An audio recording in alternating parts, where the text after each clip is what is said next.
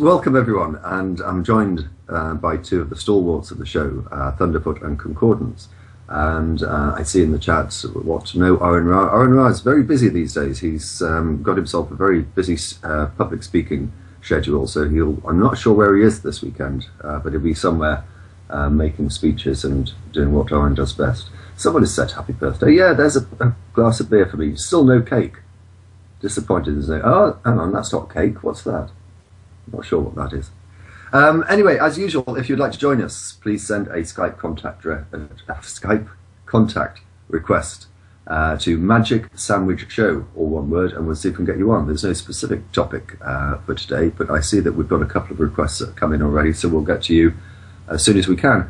But we'll kick off first. Thunder, your latest video, tell us about it. So, it was a very simple video about sodium-potassium alloy and how wonderfully reactive it is. And someone's flagged it because they're just jerks. Yeah, I mean, this was actually, I thought, a really nice video, which... and I'm all but certain this is just some sort of creationist who's like got a grudge from years back and probably flags everything that I put up. And yeah, I mean, it was a nice video. It was of interest to like everyone, and now it's been flagged as inappropriate or some shit. What was it about? It's now, I didn't get the chance to see it before it was flagged. Right. So this is the interesting thing. How many of the alkali metals do you know, DPR? Oh, come on, that's so unfair to embarrass me on my birthday. Potassium? Okay. Correct. Cesium? Correct. Well, what do you put on chips, DPR? Lithium, very good, Concordance. What do you put on chips, DPR? Calcium? No. Sodium. Sodium, there we go. I was doing so well. So this is the thing. When a single molecule of any of those reacts with water, it releases about the same amount of energy. But a potassium is about twice as heavy as the sodium. So if I get a gram of each of these things, it turns out that the sodium releases the most energy, the potassium less, and so on.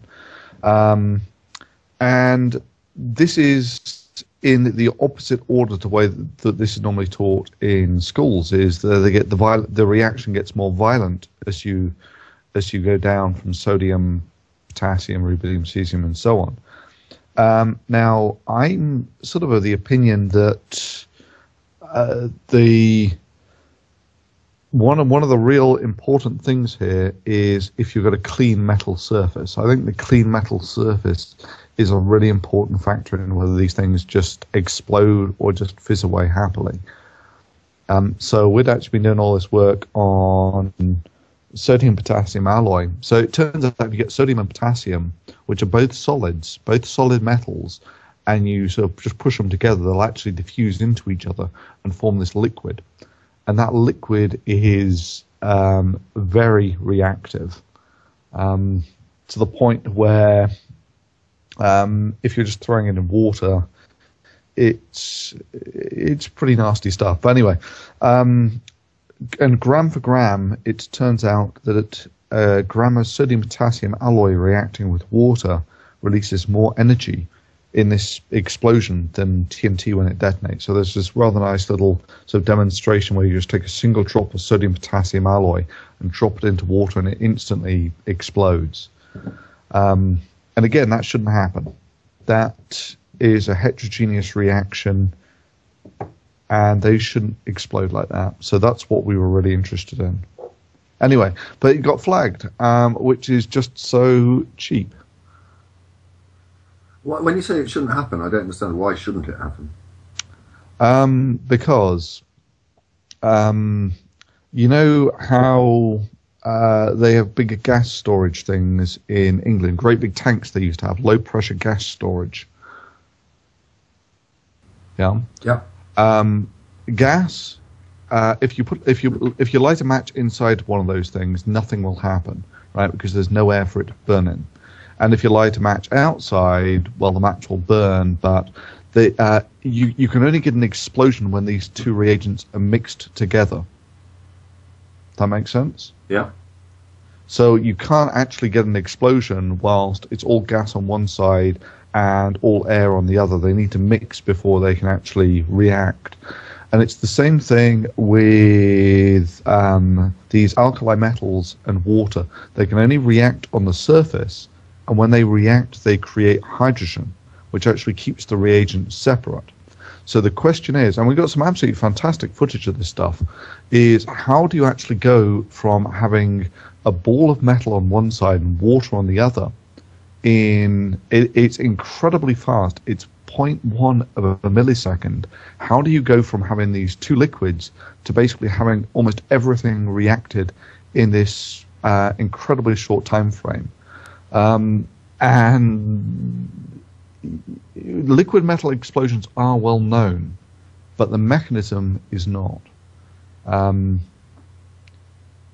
So yeah, that's why it shouldn't happen. Is because the sodium can only react with water when it's mixed together, and it usually just sits in a ball like mercury. You know mercury? Mm. Yeah. Oh yes, mercury just sits in a ball. So if you put mercury into water, it just sort of sits around there as a big ball. So mercury and sodium are basically the same. One floats, one sinks, doesn't really matter. But they're both immiscible in the water. They can only react on the surface. So if it can only react on the surface, how can it explode? Because for it to explode, you need all of the sodium and all the water to react together in a millisecond or something. Well, I mean, this is obviously somewhat over my head, being a simple lawyer. But just on the basis of the topic of flagging in general, I think, Concordance, you've probably escaped any flagging of your videos, haven't you? Microphone? No, you've had stuff flagged, Concordance, haven't you? Well, we can't hear him because he's not got his microphone on. Concordance, because he does this from outside. I have to tell people. I have to tell people this just before we started. Concordance was saying that he'd created a sock for his microphone, and I was just wondering whether the sock was too thick. I cut up a towel and I cut up a towel and some lens cloth, and so it's hideous looking. But yeah, I had a couple of videos flagged, 2 in a row, and I managed to challenge one, and the other one was just sort of taken back. But it's just such a pain, isn't it? It's so fragile, this permission to put up content. And it's what really I hate the most about YouTube, is that it's just such a fragile relationship. There's no recognition of what is real and what is not real, and everyone is so anonymous that there's no accountability when it comes to these kinds of legal situations. And I didn't like the fact that in order to defend my video content, I would have to disclose my personal information to a person who wanted to flag my video. And that seems to me like sort of a blame the victim kind of mentality. Well, I'd like to know how you did it, because the times that I've had videos flagged, I found it impossible to appeal them. I'm sorry, not the flag system. I'm thinking of an DMCA. I had my cannabis video was flagged for inappropriate adult content, which just means anyone under the age of 18 who doesn't lie to YouTube can't watch it. But right? Is that what we're talking about here? Yes, but that in itself is basically enough to kill a video, because that means that it doesn't appear in many of the search engines and the such like. So, right. But it really is so incredibly frustrating to have put all this hard work into a video, and then someone flags it, and all of a sudden it's rated as adult content. When you take a look around on the rest of YouTube, and this is clearly one set of rules for one thing, and someone, because they have because they don't like you. This is why they're doing it. They flag videos because they don't like you. Yeah, and it's the modern version of burn the witch, right? Everyone's assumed to be guilty until proven innocent. Yes, that does appear to be the case, and it's so simple for people to do. But I think you're right, Thunder. It's extraordinary if you dig around on YouTube just what material is there that has not been flagged and is very questionable whether it's appropriate at all. Yeah, I mean, come on, DPR, you spend a lot of time searching for this stuff, right? I'll claim my rights. But to the he fib. finds it.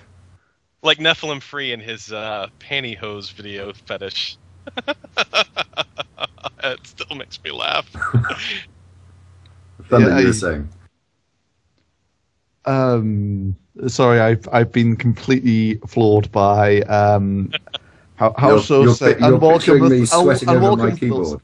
No, I'm actually picturing Nephilim Free looking for things that are vaguely titillating, but so vanilla that he can still justify them as not a demon taking over his body or something. But yeah, the thing that bugs me is that people who bear grudges from ages back probably come along and they flag your video, irrespective of what it is. And it's just a numbers game after that. Eventually, they'll get lucky. Now there are far more.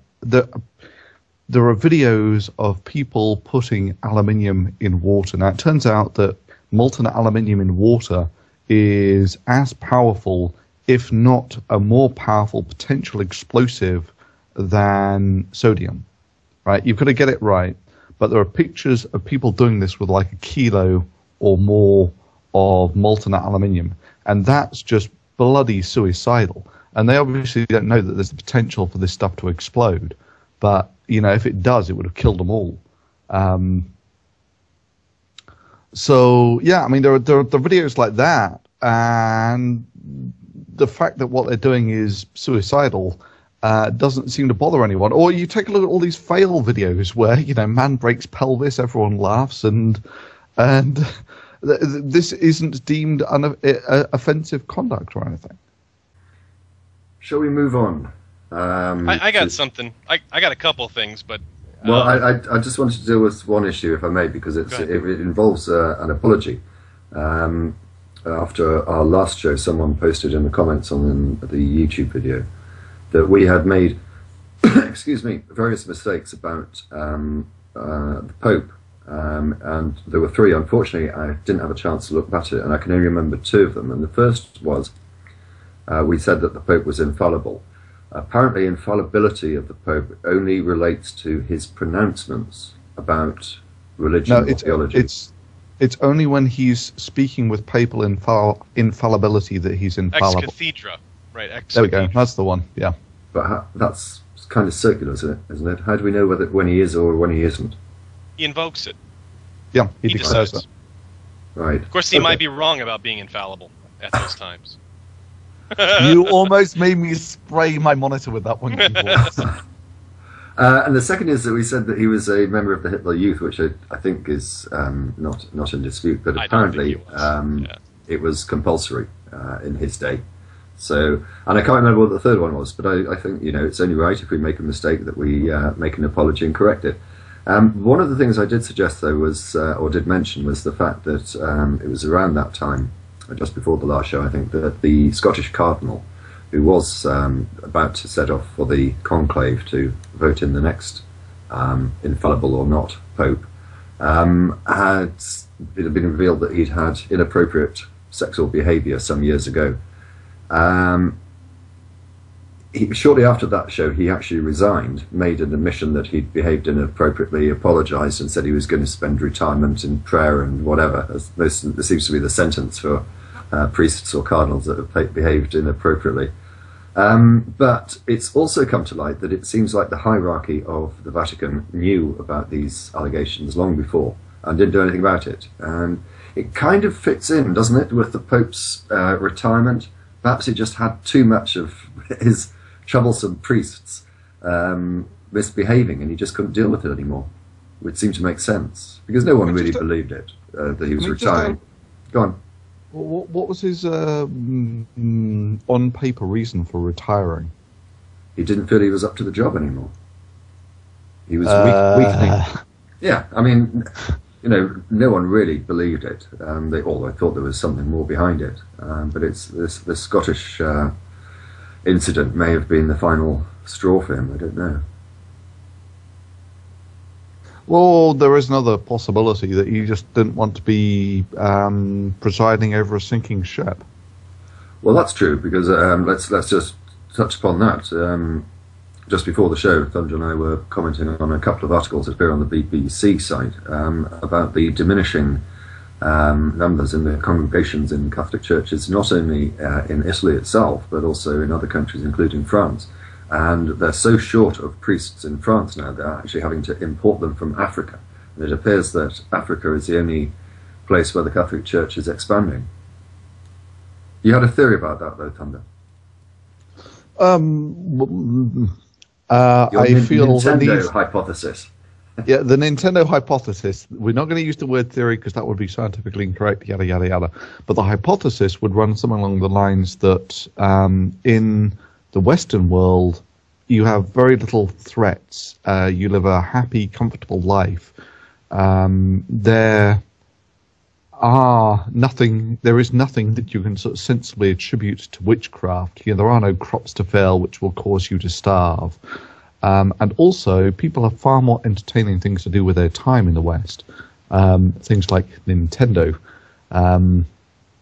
So, given the actual choice of a happy, comfortable life of what you're going to do on a Sunday, going to church where you hear very depressing stories, very depressing, very boring, very monotonous stories. I mean, come on, Christianity is over 2,000 years old. They need to update the story and make it more interesting. But, you know, it's the same story. And against the modern attention economy, things like Christianity just can't hold their water. And to which I commented, perhaps the way to get rid of religion is then, therefore, to export a load of Nintendos to Africa, and would be a better place. What are your views, Concordance? I saw a comic, I can't remember where it was. I think it was Saturday Morning Breakfast Cereal, where it shipped a bunch of PS3s to Africa as contraception. And they're like, what the hell is this? Why PS3s for contraception? And then they show a panel of a guy playing, you know, Gears of War or something. And the woman's like, hey, you want to go do it? He's like, nah, I got to get past this level. I'm just thinking it might bring the birth rates down. But there is, though, almost certainly a correlation between religiosity and literacy, I think, is one of the stronger correlations I've seen. And I wonder what the exact roots of that are, but I think the more people read about the rest of the world, the more aware they are of what things are like all around the world, they begin to see these sort of commonalities. And there are options for them. The more economic options, the more likely they are to be non-religious.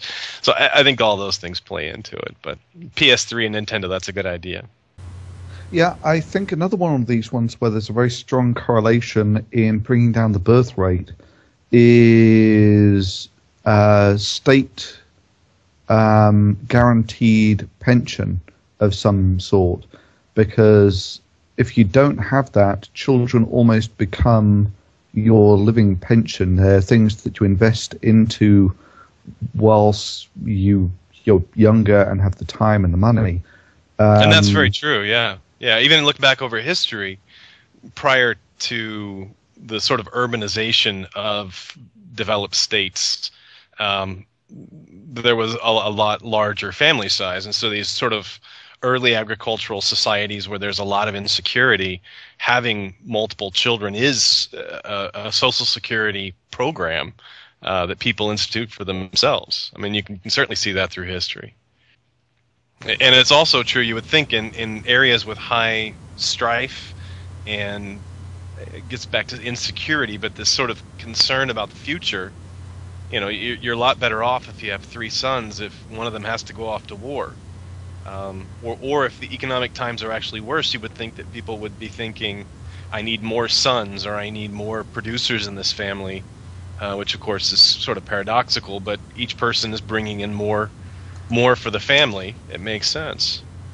The thing I noticed that's different, I don't want to get too off on a tangent here, is that so many cultures of low income have extended family structures that we do not currently have in the U.S., or to a lesser extent in Europe, where you have 4 or 5 generations living in the same household, right? Grandma babysits the kids during the day so that mom and dad, and you've got all these generations that are able to go out and work. What do you think about that? I think it's actually that there are good elements to it and bad elements to it. The good element, of course, is that we probably don't need as many people as we've got. So lower birth rates are probably a good thing. But the bad thing is that if you have people with too much security, you can run into...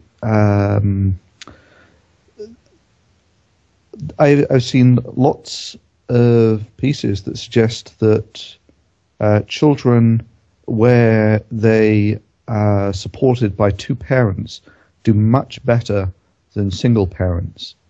And so it is actually something that we probably need to address more, is encouraging people to form more stable relationships if they're going to have kids. Because if you like, having kids who are going to be maladjusted because of not enough parental input by the time they get to adulthood is not really going to serve society.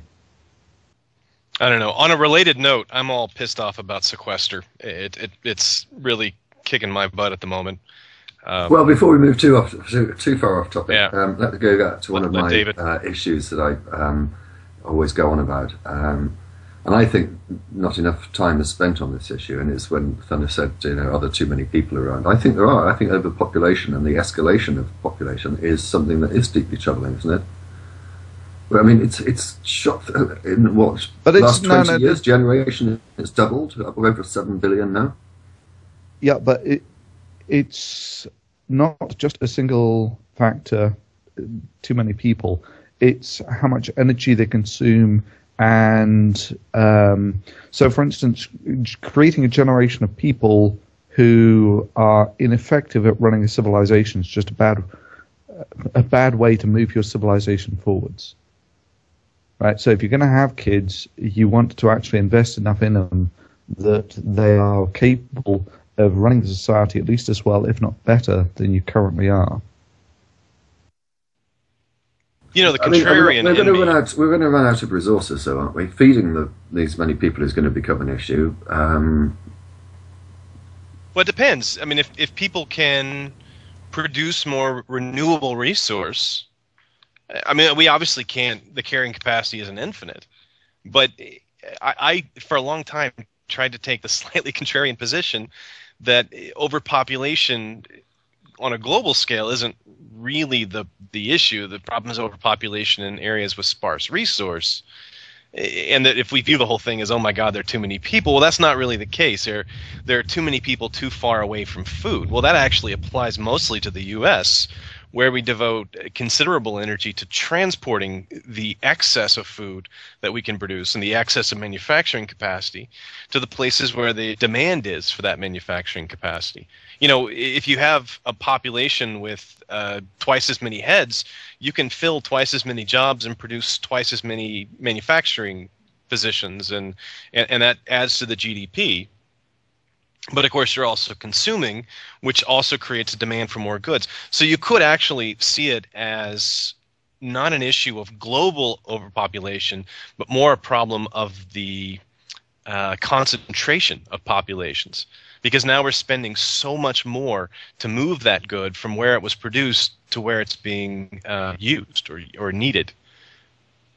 Right? And that's where most of the energy goes in manufacturing. To make some, let's say, TV, you have to move all the goods to the factory and then move the finished good out to the store and then move it, of course, from the store to the home. And all of that burns enormous fuel. I agree, but it depends how you want to break this up and attribute it to the individuals in society. So you could say that the individuals in the consumer society, by consuming all of these goods produced by inefficient routes, that's just they've got too big of a footprint. But I think I don't remember the numbers as to what fraction of your footprint just goes into feeding you what goes into transport. I think transport's quite a lot. Anyone who runs a car burns some huge amount of fuel over the year. I don't think there's that much of the carbon footprint goes into creating the food. Right. No, unless you are a localvore, in which case you live in Toronto and you're trying to eat local tomatoes, and you end up producing basically hothouse tomatoes, and that's what you go out and buy, and you think, oh, I'm doing such a great thing for the earth, when in fact you're consuming more energy in order to produce that local product that doesn't naturally come from there. So that there's a lot of what looks like very ecologically friendly solutions that actually turn out to do more harm. But yeah, I think transportation in all the stages is a huge portion of our problem. To make something like oh God, I'm going to quote from World War Z, to make something like root beer, you're taking spices from all these different locations on Earth, transporting them to where the root beer factory is, and then bottling it there. All of those different components being transported become a real problem. And that's not necessarily an issue of population size as much as it is an issue of our tastes, our slightly decadent reliance on this sort of infinite transportation. One of the big things in the U.S. right now is that our transportation system is beginning to crumble. We didn't invest in keeping our train system working, and so instead we run all our freight now by truck, by 18-wheeler. And that's an incredibly expensive proposition in terms of cost and oil. When the oil costs go up, it's going to increasingly produce its own kind of scarcities. And if we had done a little bit better job of investing in electric rail, we could have kept those costs fairly flat over a long period of time and probably maintained our economic health a lot better. There's also just the layout of many American cities where it's basically impossible to live without a car. The malls, the shopping centers, they're all out of town. The whole state of Texas is that way. Yeah, it's not really nowhere in Texas that you could live and walk to work and walk to the store. Maybe a few places in the very centers of the big cities. But even there, we've laid our cities out in this massive sprawl. And they're talking, I read a study recently on big commute and super commuters, people who commute more than an hour and a half a day each That's crazy. way. Each way. 3 hours they spend commuting to get the maximum return on their labor hour, which is just, it's insane from so many levels. On a personal level, on a economic and ecological level, it is so wasteful. And if we had train systems, that would really help. The way that I would look at that is you've got 24 hours in a day, write 8 of those off for sleeping. Then you've got 16 hours that's left. That's your waking time. 3 hours out of that is a significant portion of your life spent doing nothing from moving from A to B. I mean, who cares if you're going to get money for it? There are better things to do with your life. I think the average commute time was about 25 minutes. If you live in London, or if you live outside of London and you commute to London, as I understand it, it's almost just out of the question.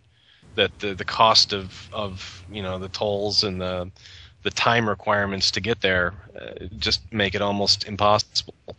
It's certainly not pleasant. I'm going to go to Norman very shortly, but just finishing off on that topic, what are the latest estimates for how many years oil reserves we have left in the world? Does anyone know? Well, it depends on how quickly you use what you've got left, but a few people have said this, that they've mentioned peak oil. And there are all sorts of things like this where... I mean, there are actually huge oil reserves left. It's just that once you've got all of the easy stuff, the cheap stuff, the price inevitably goes up and up. So there's these things called, the Athabasca tar sands, I think it is. and there's I forget what it is. There's more oil there than all the rest of the world put together. It's just more than Saudi Arabia. There's more oil in the tar sands of Canada than there are in the entire Middle East. That's the number that's thrown around. I'm not sure how true it is. There's also an enormous reserve off the coast of Brazil that has never really been tapped, largely because it's so deep. The problem with the tar sands is there's I forget what it is. It's something like for every 30 tons of tar sand, you get 1 ton of oil. It's just difficult to recover the stuff. It's not like in Texas in the good old days where you just drilled a hole in the ground and oil spurts out. It's difficult to recover, which basically means it's expensive to recover. And this is the thing: if you have to double petrol prices to do it, and you've got America with its poorly laid out cities that has to spend all of this money just to transport things around, and then you have essentially new built cities like you have in China, where they've actually sort of started laying out a modern infrastructure. Who's going to compete better in the long run? Well, I'm going to move on to Norman now, and thank you for your patience, Norman, in waiting. The reason someone's just PM'd me about this. The reason I bring people in and they appear to be sitting there waiting is when I think there is a natural pause in the conversation and we're just going to move on to the next topic. I bring someone in. It doesn't always happen that way, but it's not through any disrespect to the callers. It's just to try and maintain continuity, so I don't have to spend the 30 seconds or so bringing that person in. So that's the reason for it. As I say, it's not through discourtesy to the caller. Norman, what have you got for us? Well, I feel absolutely no discourtesy, and it's a fascinating topic you guys are talking about when it comes to, I think it's called the carrying capacity of Earth in terms of humans. I think what's interesting about this whole thing is that your deriving of what is right and wrong and what is good or bad for humanity as a whole comes from scientific principles and concepts. So where I'm going with this is maybe about 2 or 3 months ago, I'm not really sure, I called in saying that I had a lot of anger towards theism in general. And that anger is mostly gone. I don't feel anger towards theists or anything like that. But I do I am trying to develop my own philosophy of life, but it's always based on scientific principles, which you guys have a good grip on. Thanks to people like yourselves, but also the Living Dinosaur and Potholer 54. They seem to be just kind of mellow with the whole concepts and ideas of philosophy and religion. But I guess where I'm trying to go with this is that there's a lot of disdain for philosophy as a actual practice just by itself. Philosophy being studied directly, I'm still having a hard time thinking that it's useful in any way, shape, or form. How are you supposed to derive truth without having science as your basal principles? Well, can I respond to that very quickly, because sure. I've often had similar thoughts. But it depends, I think, in what you expect philosophy to do and how you actually define philosophy. And the most general description of philosophy is no more than thinking. And I certainly don't think that thinking is a bad thing, and I would positively encourage people to keep thinking. So as for whether it can determine truths, I don't see that it does. I'm not sure that it claims to do so. I mean, some philosophers like William Lane Craig seem to think that they can use philosophical arguments to provide evidence for God, which is an absolute non-starter so far as I'm concerned. But in a much broader sense, if it's just thinking, then surely that's a good thing. Concordance. Yeah, I think ethics has always been one of the more interesting topics in philosophy. It can be scientifically informed.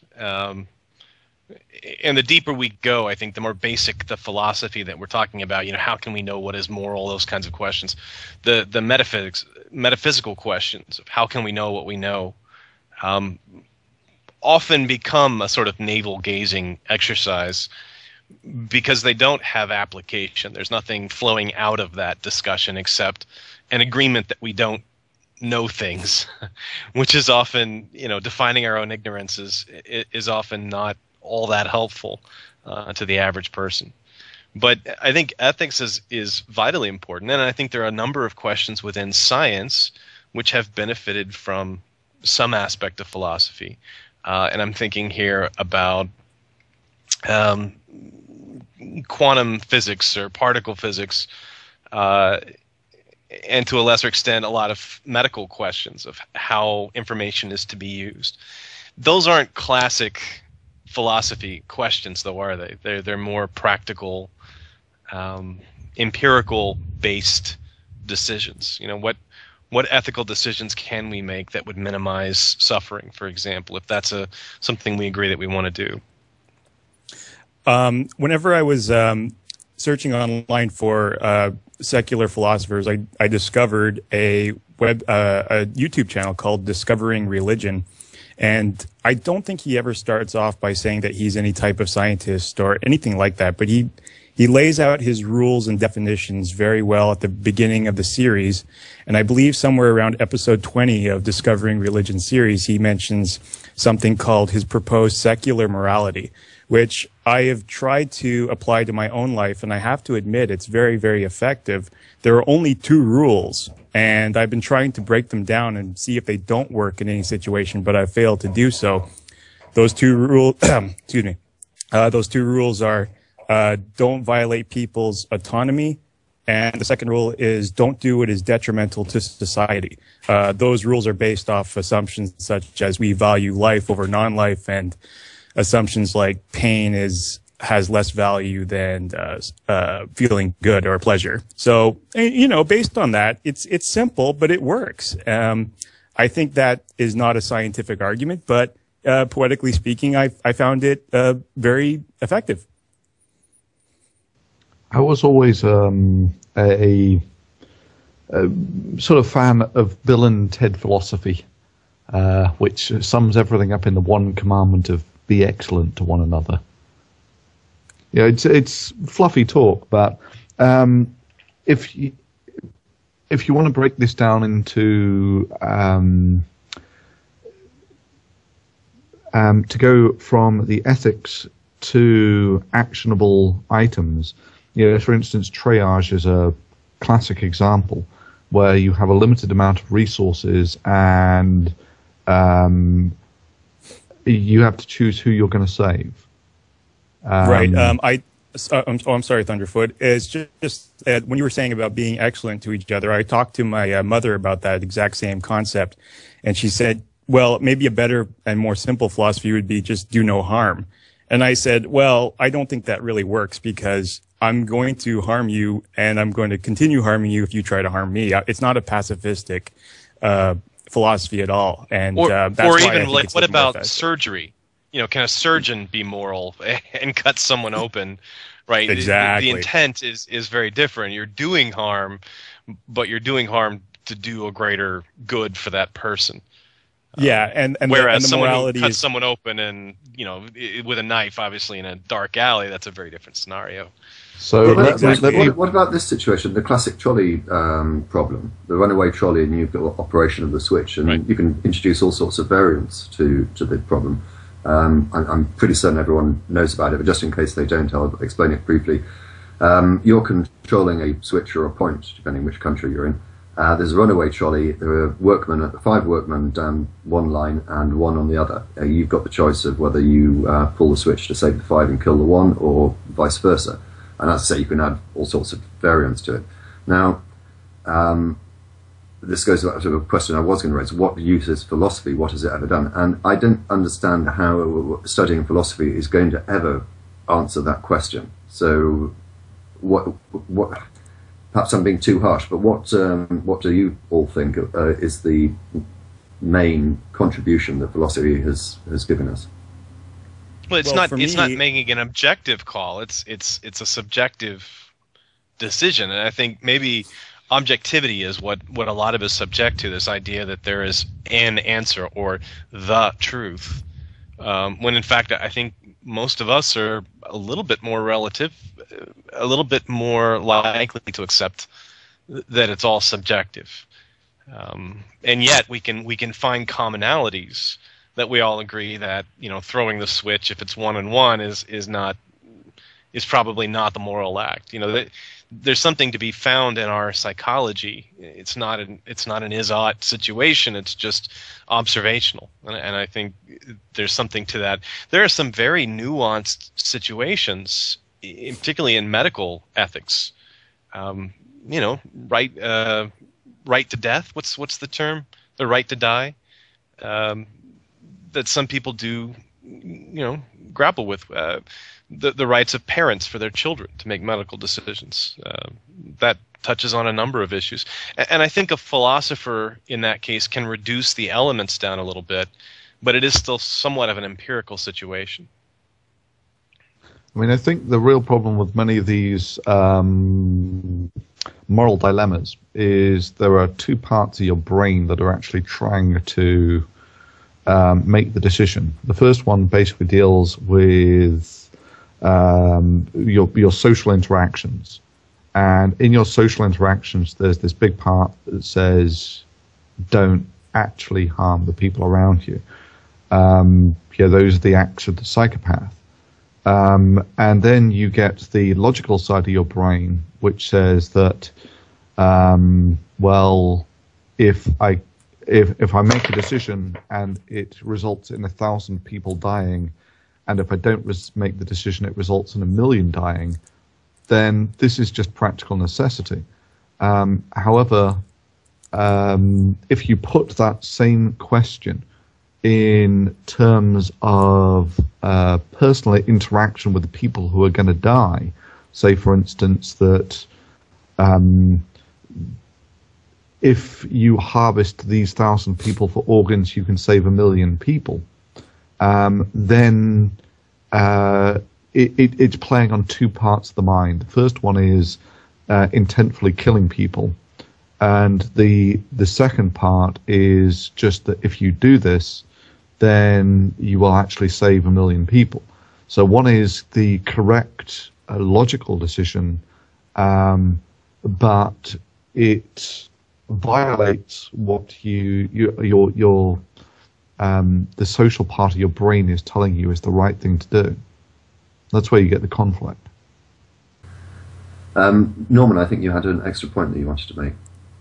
Yeah, Thunderfoot made that argument whenever he was having his second interview with Ray Comfort. And what was really fascinating about that whole interview was that I could tell that Thunderfoot was really thinking about the question and deriving all of his answers. And I'm not sure, of course, where those answers exactly came from, but I always assumed it was based on science and reason and logic.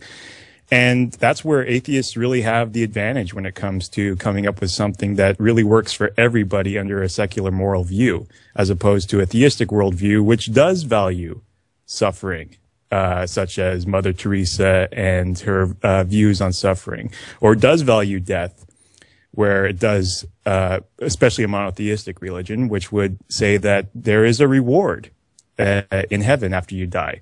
A secular worldview with not the likes of us, there isn't. Oh, hell no.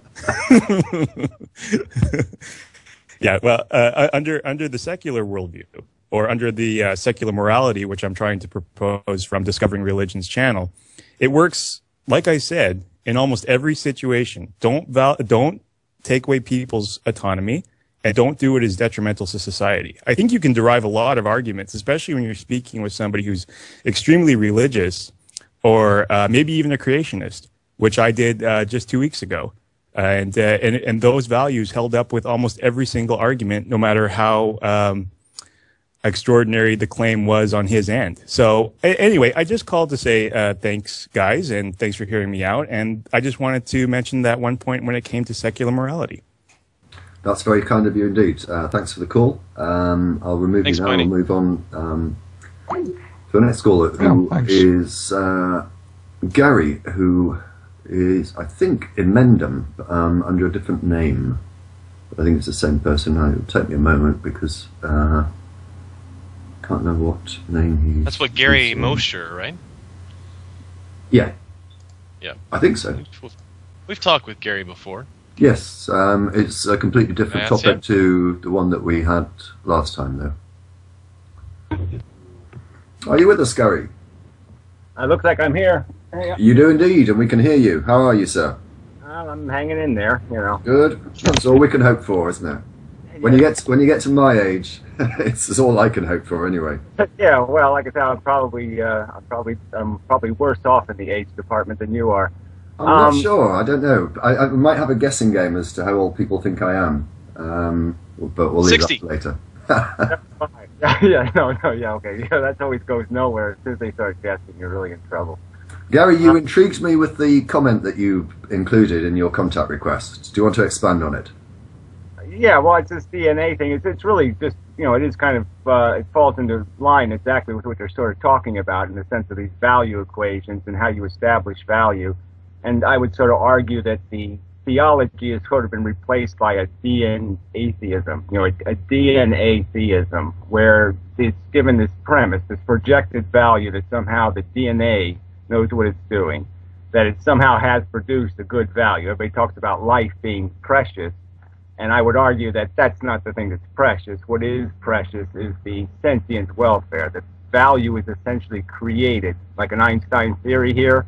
The quanta of value in the universe is created by a sentient organism. Since a sentient exists, value exists because it has a welfare. It has a state of being that can either be horrifically bad or not bad. I won't say good, I'll just say not bad. Okay, when you feel good, you basically feel good because you don't feel bad. You know, that's the byproduct of not feeling bad is feeling good. Satisfying your aggravations is what makes you feel good. Satisfying a deprivation, an absence, a loss, a negative. So that it's basically a negative run system. It's a zero-sum game, and we're just kind of digging ourselves out of a hole the DNA molecule creates, and it all exists in the first place, our sentience, because it was a tool in a gladiator war that's been going on 4 billion years that everybody's glorifying. I mean, it's this insidious, we're all just battle bots. We all have tools to be effective, you know, monsters in the environment, to be stealing our amount of star energy. Most organisms have incredibly preposterous attrition rates. Most organisms never see maturation that exist on planet Earth. Most sentient creatures die before their first birthday. It's just an insidious bloodbath, and the scientific community has glorified it, turned it into an icon, turned it into a totem pole that they basically pray to, that this is accomplishing something that you talked about efficiency, and that's the key word here. I argue that there's a minimum efficiency, and we're not even close to meeting it. We are failing dismally. Okay, 2 billion people living on less than $2. I'm not so sure I know any scientists who glorify or pray to the mechanism. Oh, I mean, science is basically did a video about our beautiful blue marble home, our beautiful home in the universe, and you glorify the process in glowing terms. When was science ever mentioned in that video? Well, it's not the point. Your channel is a science channel, is it not? Yes. So I'm just saying it was projected as if this is what science sees when it looks into the universe, and it sees pretty colors and a beautiful home. And aren't we fantastic because we can communicate with each other and use big syllabled words? But how do you get from that to glorifying and worshipping the bloodbath of evolution? Well, I guess it's just a mechanism. It's just a mechanism. Just, you know, I know, but just by the arguments made here, the guy started off concordance with an argument about how people are having kids because they need more workers on their farm. I mean, that's an insidious, disgusting ethic, right? I mean, on its face. And someone would call that successful, okay, because that gets their DNA. Is it successful? I mean, if you are looking for a way of ensuring that there is security in your old age, having children is one way to do that, yes? Oh, well, I know, but the point is that that's not ethical to use somebody else as a slave to your welfare. So in my opinion, that's no better than slavery. Yeah, but Gary, this is not a it's not a prescriptive description here. It's just simply descriptive. This is why people have children in the developing world, is because it is for them a social security. I wouldn't say that I admire that, or I'm glad about it, or I'm glorifying it.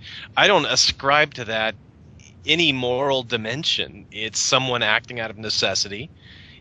You are imposing your own view on it, which is you find it morally disgusting. I don't see any objective basis for that. I don't disagree with you, but I won't go as far as you. I just describe it as the way things are.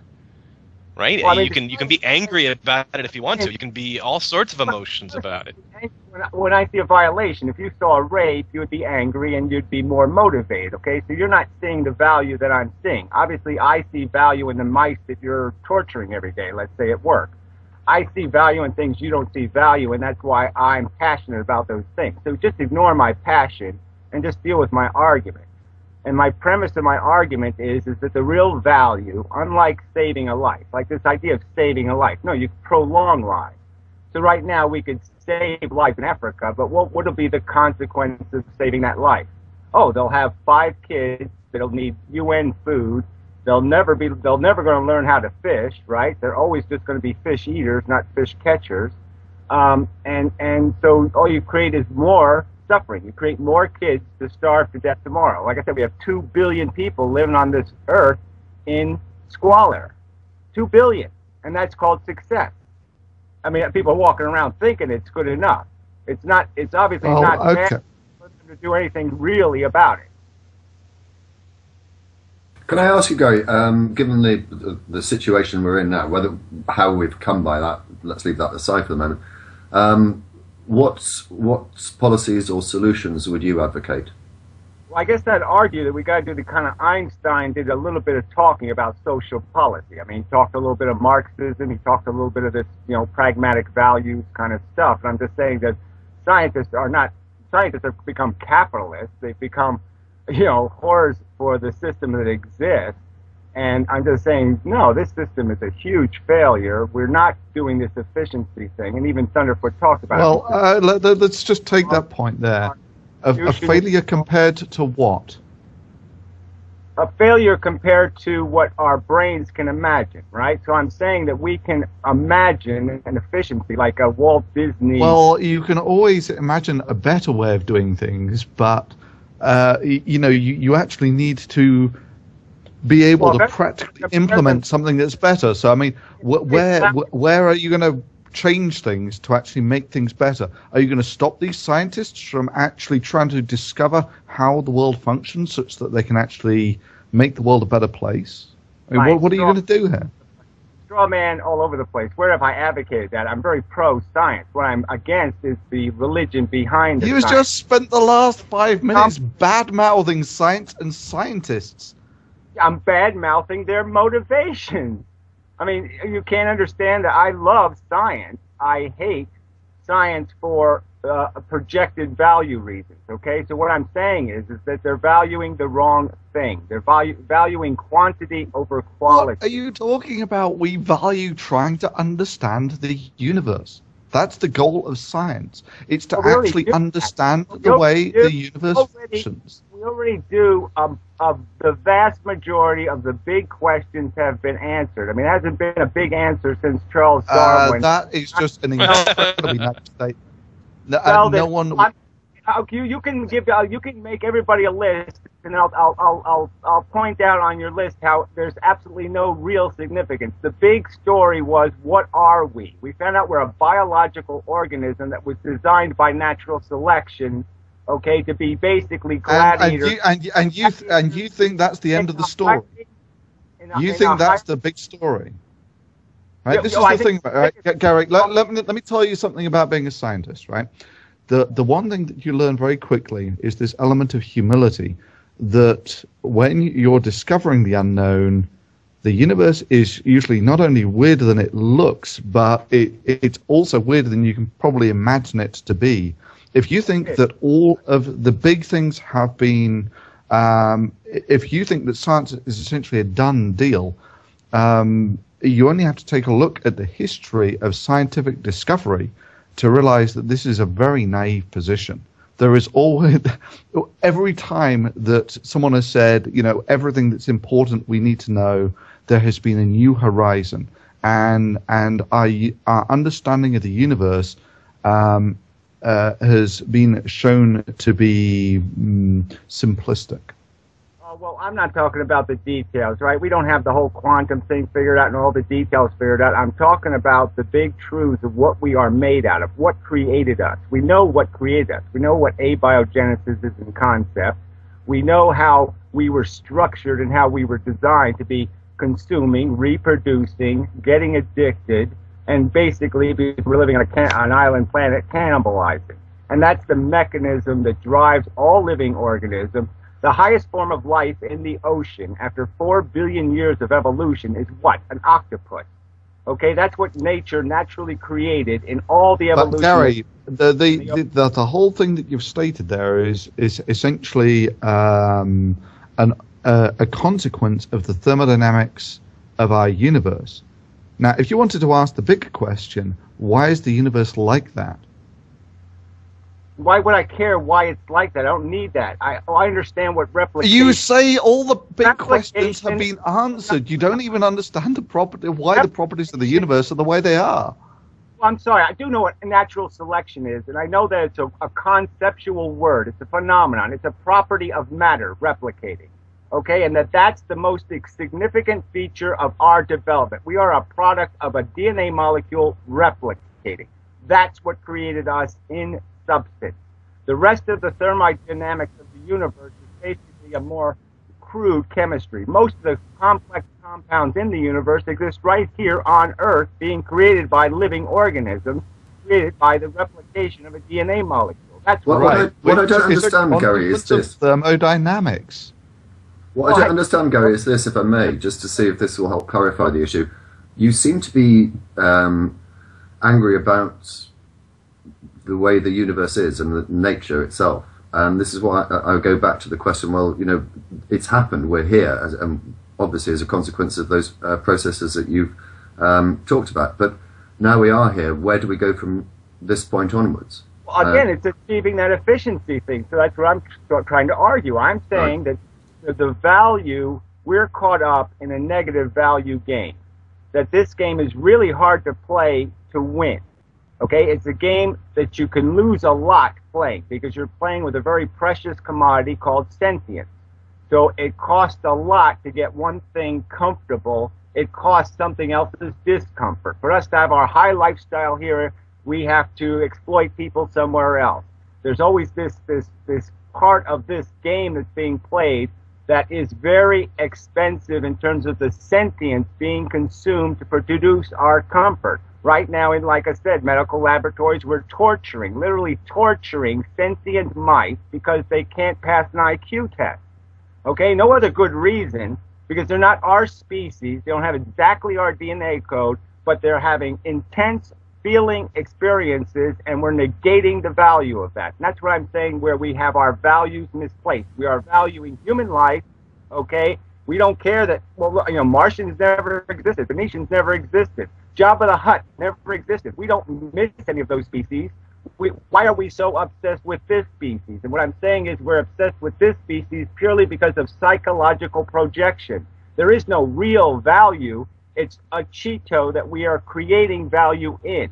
And so most of the things we are valuing are projections of value, and that the only real value is created in the sentient experience. Anytime there is a suffering human or a suffering sentient animal, there is negative value being created, and it must be compensated for, it must be prevented, it must be eliminated, or you can't justify its existence. Gary, you're putting forward two mutually incompatible concepts here.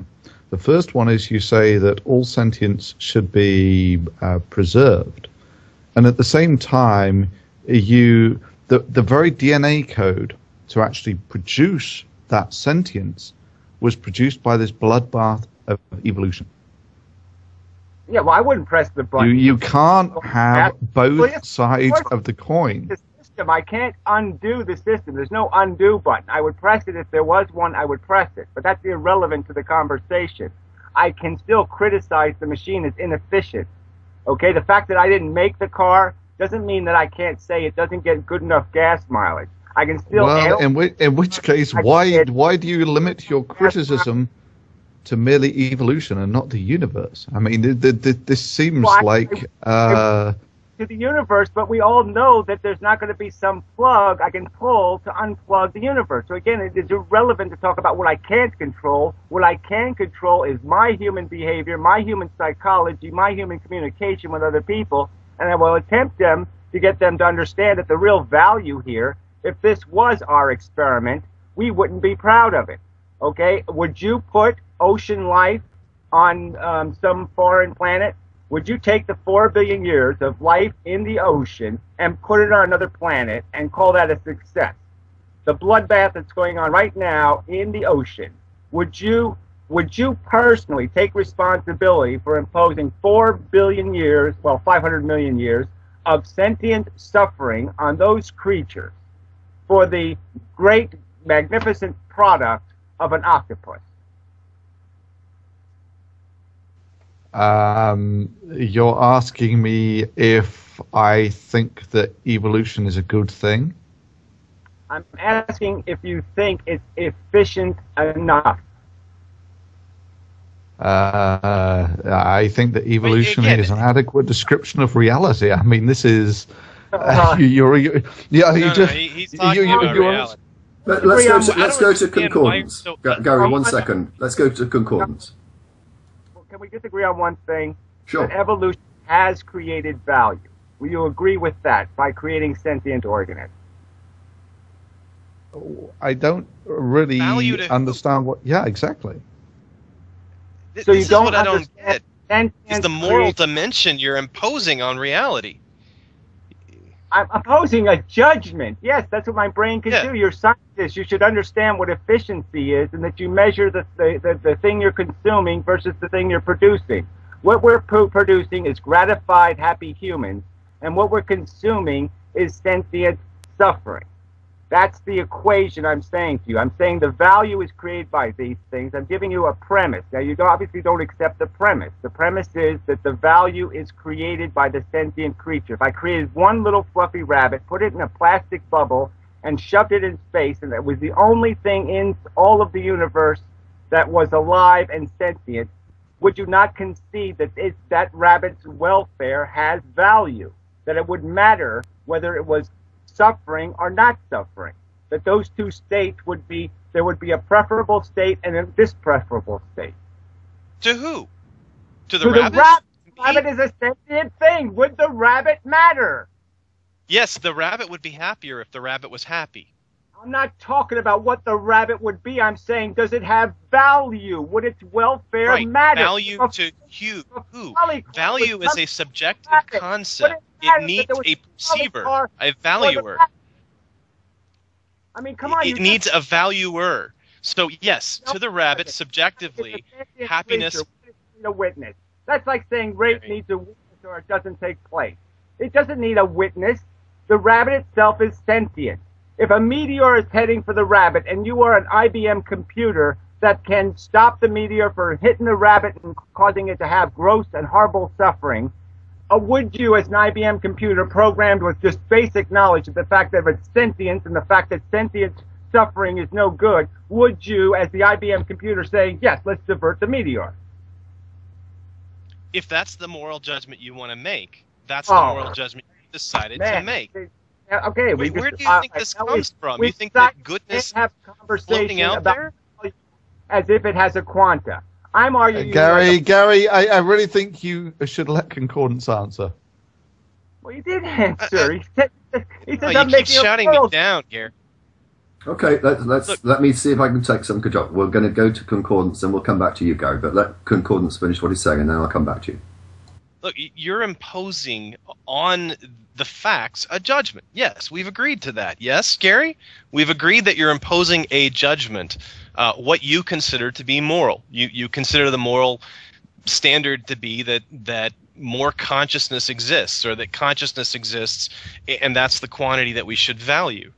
Right? But there's no objective reason to value that, except that we ourselves possess this sort of sentience. But I place a lower value on the sentience of a worm or a bug or an ant or going up the order. I care less about how much pain a mouse feels than I do a child, and that's my own decision to make. How about a human, and we can debate whether or not. How about Gary, a human? that's it. Right, back to you, Gary.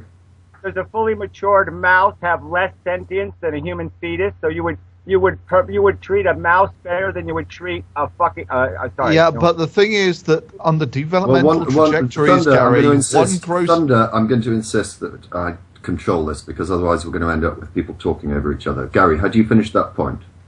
Well, I just wanted to get back to his original premise. I'm theorizing. I'm giving you a theory of value. I'm not just making a judgment out of nothing. I'm saying to you there's a quantum here. The quantum is the sentient existence creates value, that you could not possibly have value in the universe if there wasn't the welfare of a sentient creature involved. If you don't have something on the tracks, it doesn't matter where the trolley goes.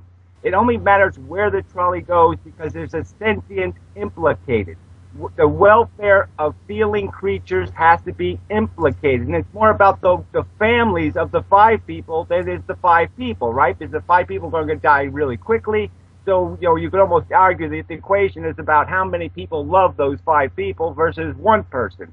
Because it's the welfare of the families that is going to be more important than the welfare of the people who are going to die really quickly. So, Gary, can I, before we go back, can I just ask a question? You talk about sentience. Do you think there are degrees of sentience? Are we more sentient than what we would describe as lower life forms? Yeah, what gets really complicated is we have different brains, right? And insects and us divided a long time ago. We both came from some sentient creature before that, okay? And what I'm saying is we don't know what insects feel. That's the problem. And I'm saying to you that even other mammals, they could be experiencing a much more sensual experience than us. So their pains and pleasures could be extremely more loud because we are using a lot of our brain resources to do all of this thinking, calculating, and modeling and all this other stuff. So our senses might be incredibly dull compared to their senses. So, I mean, let me. You mentioned the trolley problem. Let me go back to that then. I mean, what would you do if you were in control of the switch and one line would kill one man and the other line would kill a rabbit? Do you consider that there's you can make that decision? I believe there's an outcome, okay, that's a better outcome and a worse outcome, okay? I believe there's an absolute fact of value in the end. There was a right choice and a wrong choice, okay? So I believe in that. What I'm going to argue is that it's really hard to figure out the probability.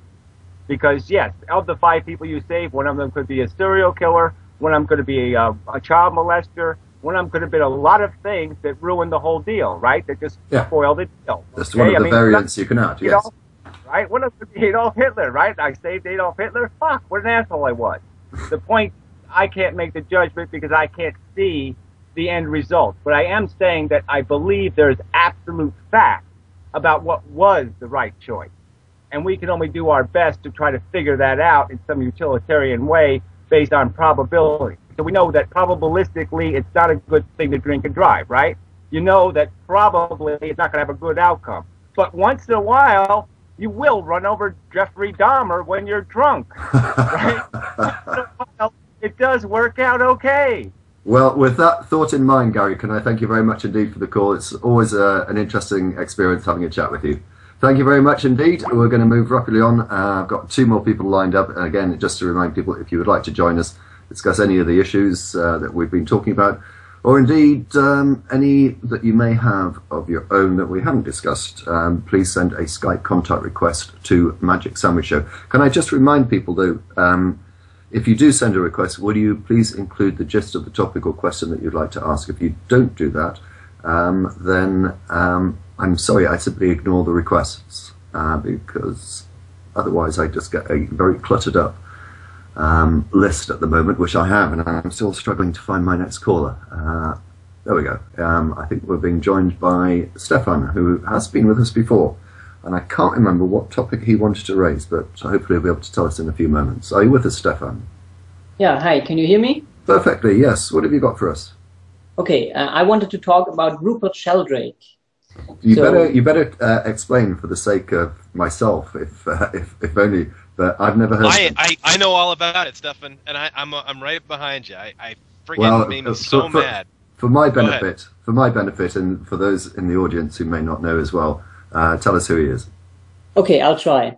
So Rupert Sheldrake is, I think, a biology professor, or at least a scientist in the field of biology, and he's, well, I'd say he's interested scientifically in the paranormal stuff, like feeling what other people feel. Stefan, he's anti-material science. He's an English biochemist. I'm sorry, I'll turn it back over to you. Yeah, okay. You can put in your definition what he is and what he does later on. What I wanted to talk about, he just did, or TED, the Technology, Entertainment and Design YouTube videos. They just put online a video of him where he gives a talk on TED, which is disgusting, I would say. And I got, my mom gave me as a Christmas gift his book, The Science Delusion. And I tried to read it, but after the second chapter where he talked about living off light and some crap like that, so I couldn't get through with it all. But my question really is, like, he claims he has done experiments where he proves all of his stupidity. And has any one of you looked into his, I don't know, publications scientifically? So that's my question. Concordance, so you know him? What have you? I do. He's a sort of parapsychologist legend, I suppose. He's not too far from where you are, I think, but he had a very serious career in biochemistry, morphed into sort of a philosophy of science and history of science, and he's an author of several books. I've got the titles up here. Let's see. 7 Experiments That Could Change the World, A New Science of Life, Dogs That Know When Their Owners Are Coming Home, and that should be a kind of a clue, The Sense of Being Stared At, and of course The Science Delusion, which is his most recent one. So he's one of these people that believe in the sort of Deepak Chopra version of science, this sort of transmaterialism of science. And he was invited at not one of the main TED conferences. This is the one, I think, in Whitehall, where he was invited as a speaker. And of course, it went off on the TED side. And basically, the entire scientific community groaned because it was all about how, scientists are dogmatic and they are very stuck and tied to these older ideas, and that they're suppressing parapsychological concepts. His biggest claim to fame, and they worship evolution, and they have a DNA theist mindset. But he's into this morphic field, morphic something or another, that cells basically become what we want them to become, and our wishes affect our biology. And you're getting the idea here. It's sort of a mixture of Deepak Chopra and Carl Jung. So he's got all sorts of crazy ideas. TED has become something of a very legitimate format for pitching ideas from the scientific community out to the public. And so it was a certain amount of outrage that people who enjoy watching these to kind of learn a little bit more about fields outside their own, scientists who watch these things, are just outraged when this kind of stuff is presented on the same stage where serious science is also being presented.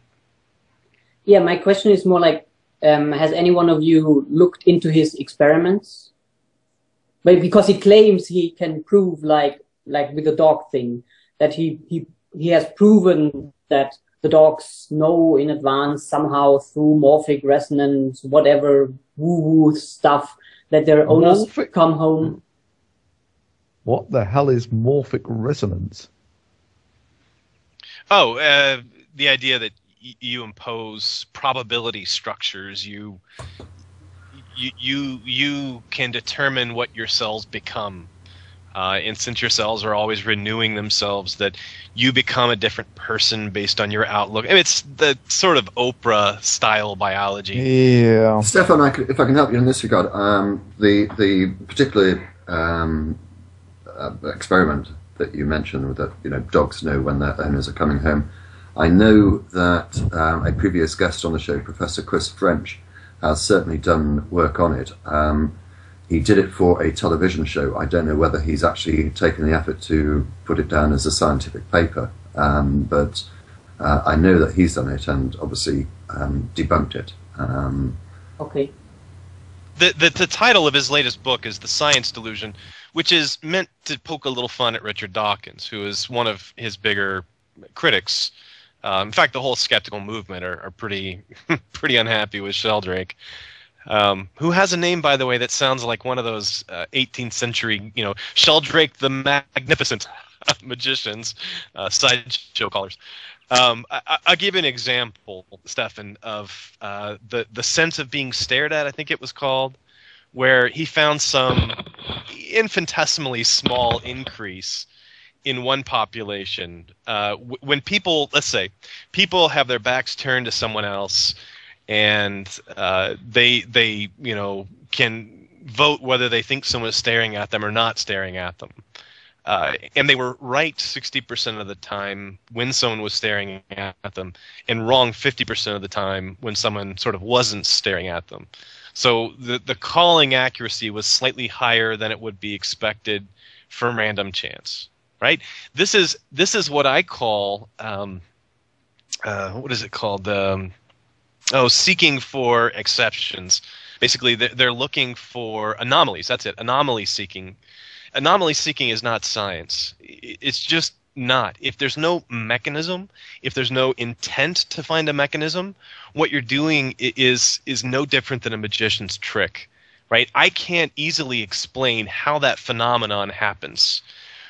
But that is not science. It's just an anomaly. It's just something unexplained. It's not unexplainable. It's not any kind of construct that can be tested. And it doesn't subject itself, and this is the most important thing in all of science, it does not subject itself to falsification because it's strictly observational. It's not predictive. He didn't come out in advance and say that there will be, 55% accuracy. And if it falls outside that value, based on my understanding of the mechanisms involved, then I have to question the mechanism on which this is based. He's missing the underlying understanding that science is designed to produce. And the same thing is true for Dean Radin, who is the American equivalent of Sheldrake, where they do these various experiments to say, oh my God, there's telepathy, but they don't ever come up with directly observing the telepathy. What they look for are anomalies in the numbers. What if the probability of this is by chance, it's a very low chance that this was not the result of some true effect. But an effect by itself is not science. I'll stop rambling. It gets me mad, though. Yeah, it got me mad too. Okay, thank you very much. Hopefully I'll join by our next caller. Infernal Tank. Shall I call you Infernal or Tank? Infernal. Infernal. Okay. Welcome to the show. What have you got for us? This is let me just say this is my first time actually calling into this show. I've only seen the episode with Eric and Cy, which I watch over and over again. Oh, why? It's painful. That was horrible. But I want to learn how to really refute the whole good priest. That was the whole purpose, and Infernal, to prepare people like you who are going to be ambushed on the street. Make sure that people have heard these dumb arguments before and have prepared their own responses.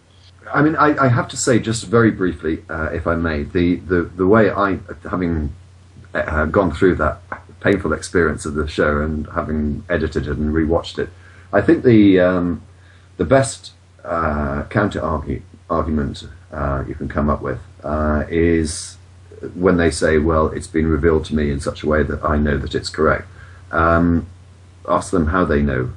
And when I did that, I think 3 times to Cy during the course of that show, all he responded with, well, it's just been revealed to me in a way that I know that I know.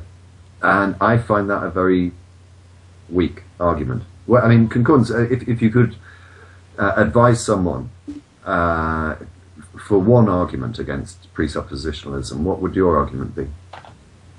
Yeah, I think that's it. The fact that it is circular. And the one that I liked, obviously, because I brought it to the table, was the transcendental argument for the non-existence of God, which takes the same argument and is using it to prove that there is no God. That is, that with a God we can't know anything for certain because he could be a malicious God, and we have no way of knowing the nature of God except that it is revealed to us, right? That's what Cy's out on that is. And that's his out on everything. Is that, well, you know, my argument about the nature of God is exempt from the laws which govern how we know anything to be true or false. So it's not just circular, it's circular with an exception. There we go. Anyway, Infernal, I don't know whether that was what you wanted to talk about. Oh, well, we no, really interrupted you. My question is on this argument that I've been hearing a lot. It's DNA proves God. Usually, the people that say it, it's usually DNA is a code requires intelligence, or DNA is intelligence requires a mind. How do you answer to that? I got one. I got one. Concordance first. Then Me Thunder. too. Concordance first, then Thunder. You know what? It bothers me the most. Before, actually, no. I'm going to insist, concordance, before you start. One thing that I would say is they use these terms so loosely. Information and code and language and whatever. You get them to define it first. But anyway, I'm sorry. I had to say that. Concordance, then Thunder.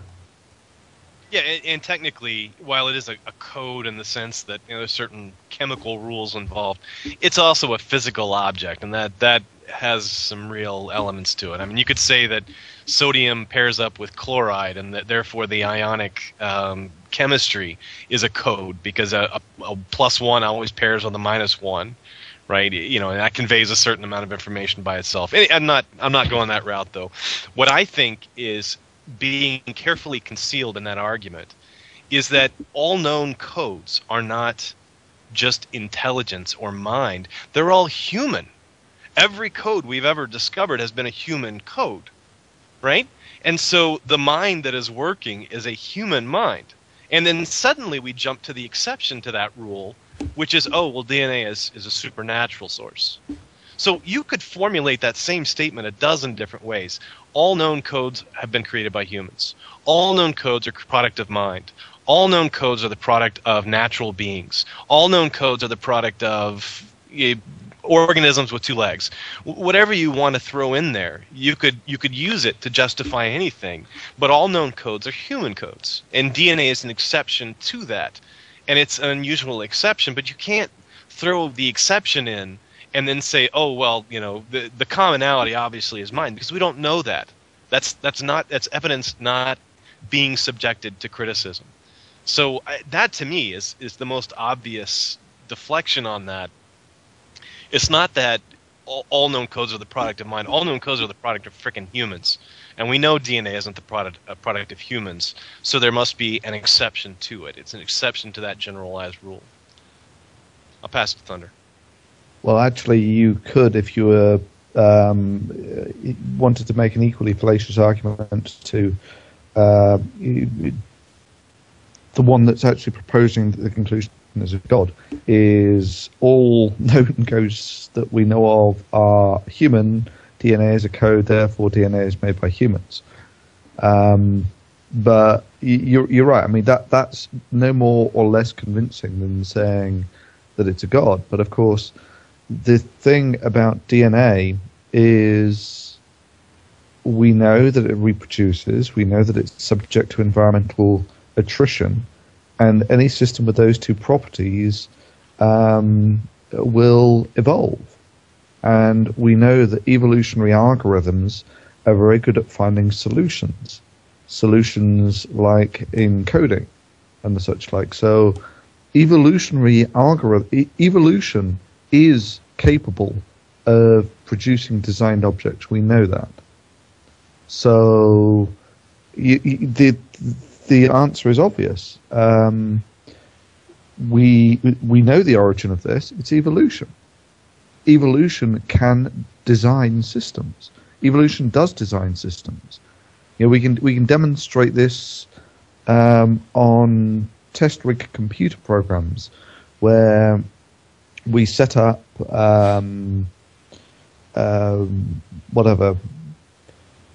arrays that have properties, and we allow those properties to vary, and things like this can be very efficient at solving problems. Well, actually, going back, you say it's good at solving problems. Obviously, it is in a way, but to go back to Gary's point, it's a very inefficient way of solving those problems. I think that was at the heart of one of his... Well, actually, no. Evolutionary algorithms are very good at minimizing. If you would count the number of whatever CPU cycles you need to get to an evolutionary minimization versus the brute force method, one's orders of magnitude faster than the other. So, Infernal, let's go back to you. Yeah. I really liked the one argument that Concordance posed, or counter argument, because I mean, when I first heard the whole argument, I thought of it as like sort of an argument from ignorance, because it's like, oh, we don't really know how this came to be, therefore it has to be God. I actually have to go because someone's calling me. But I can hear the phone in the background. Yeah, all right. Thank you very much indeed for the call. Take care. All right, bye. Okay, cheers. That's true, though. It is an argument from ignorance, but it's also an argument from hasty generalization, right? Which is, we talk about generalizing these things without really thinking about the possibility of exceptions. It's a bit like saying that, oh gosh, what would be another good example? All leaves come from trees, right? Except for those leaves that come from bushes, right? Well, okay, therefore all bushes are just tiny trees. You're generalizing on things that are not in evidence. And in the case of, the code, we have never seen a code like DNA that is, chemical and microscopic. So it clearly doesn't fit into the category of other codes, which are largely independent of their physical medium. Right? A telegraph code and a phone code are essentially the same. Go ahead. Life is just so goddamn messy. Right. And unique. Yeah. This is not a code like the other computer codes that we might write, where statistics actually plays a part in life.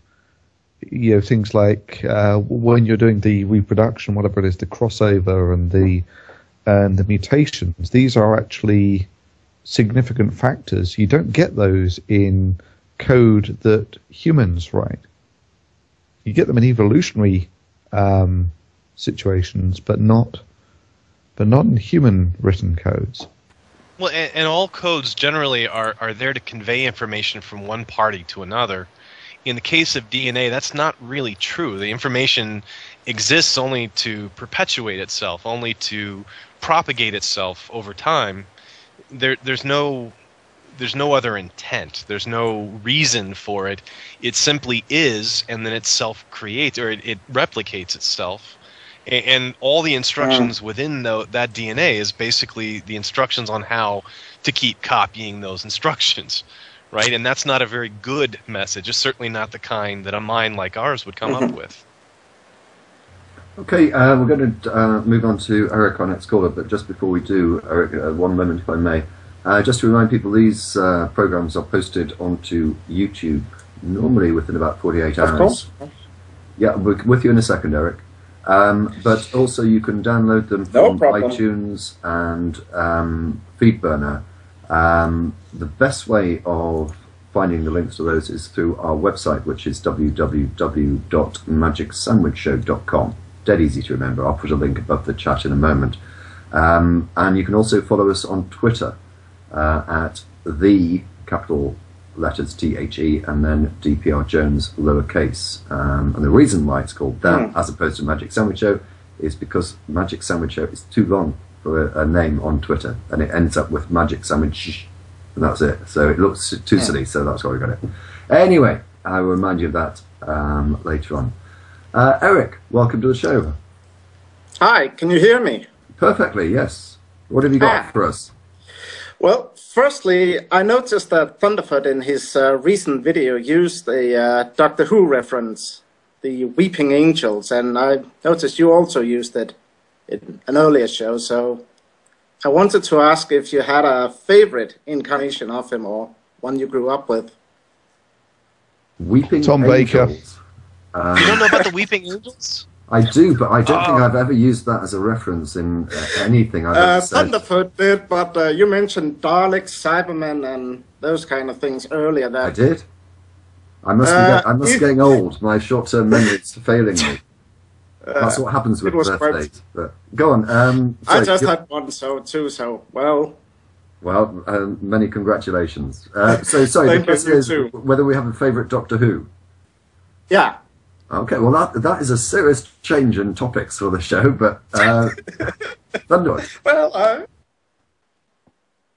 What's it for you, DPR? Well, Tom Baker was very good, and that was the time when I probably watched it most. I have to say, though, I have seen a couple of the more recent ones, and I can't remember his name, but the current one I think is quite interesting. I think they've done a good job at bringing it up to date with the new... I agree so completely. The recent incarnations of Doctor Who, I mean, they've had orders of magnitude more money spent on them than the original.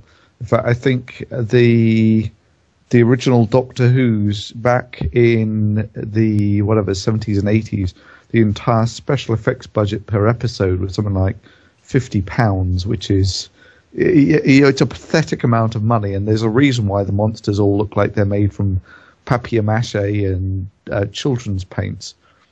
But the plots were actually quite good, even with the with Tom Baker and such like, and he's certainly the one that I mostly grew up with.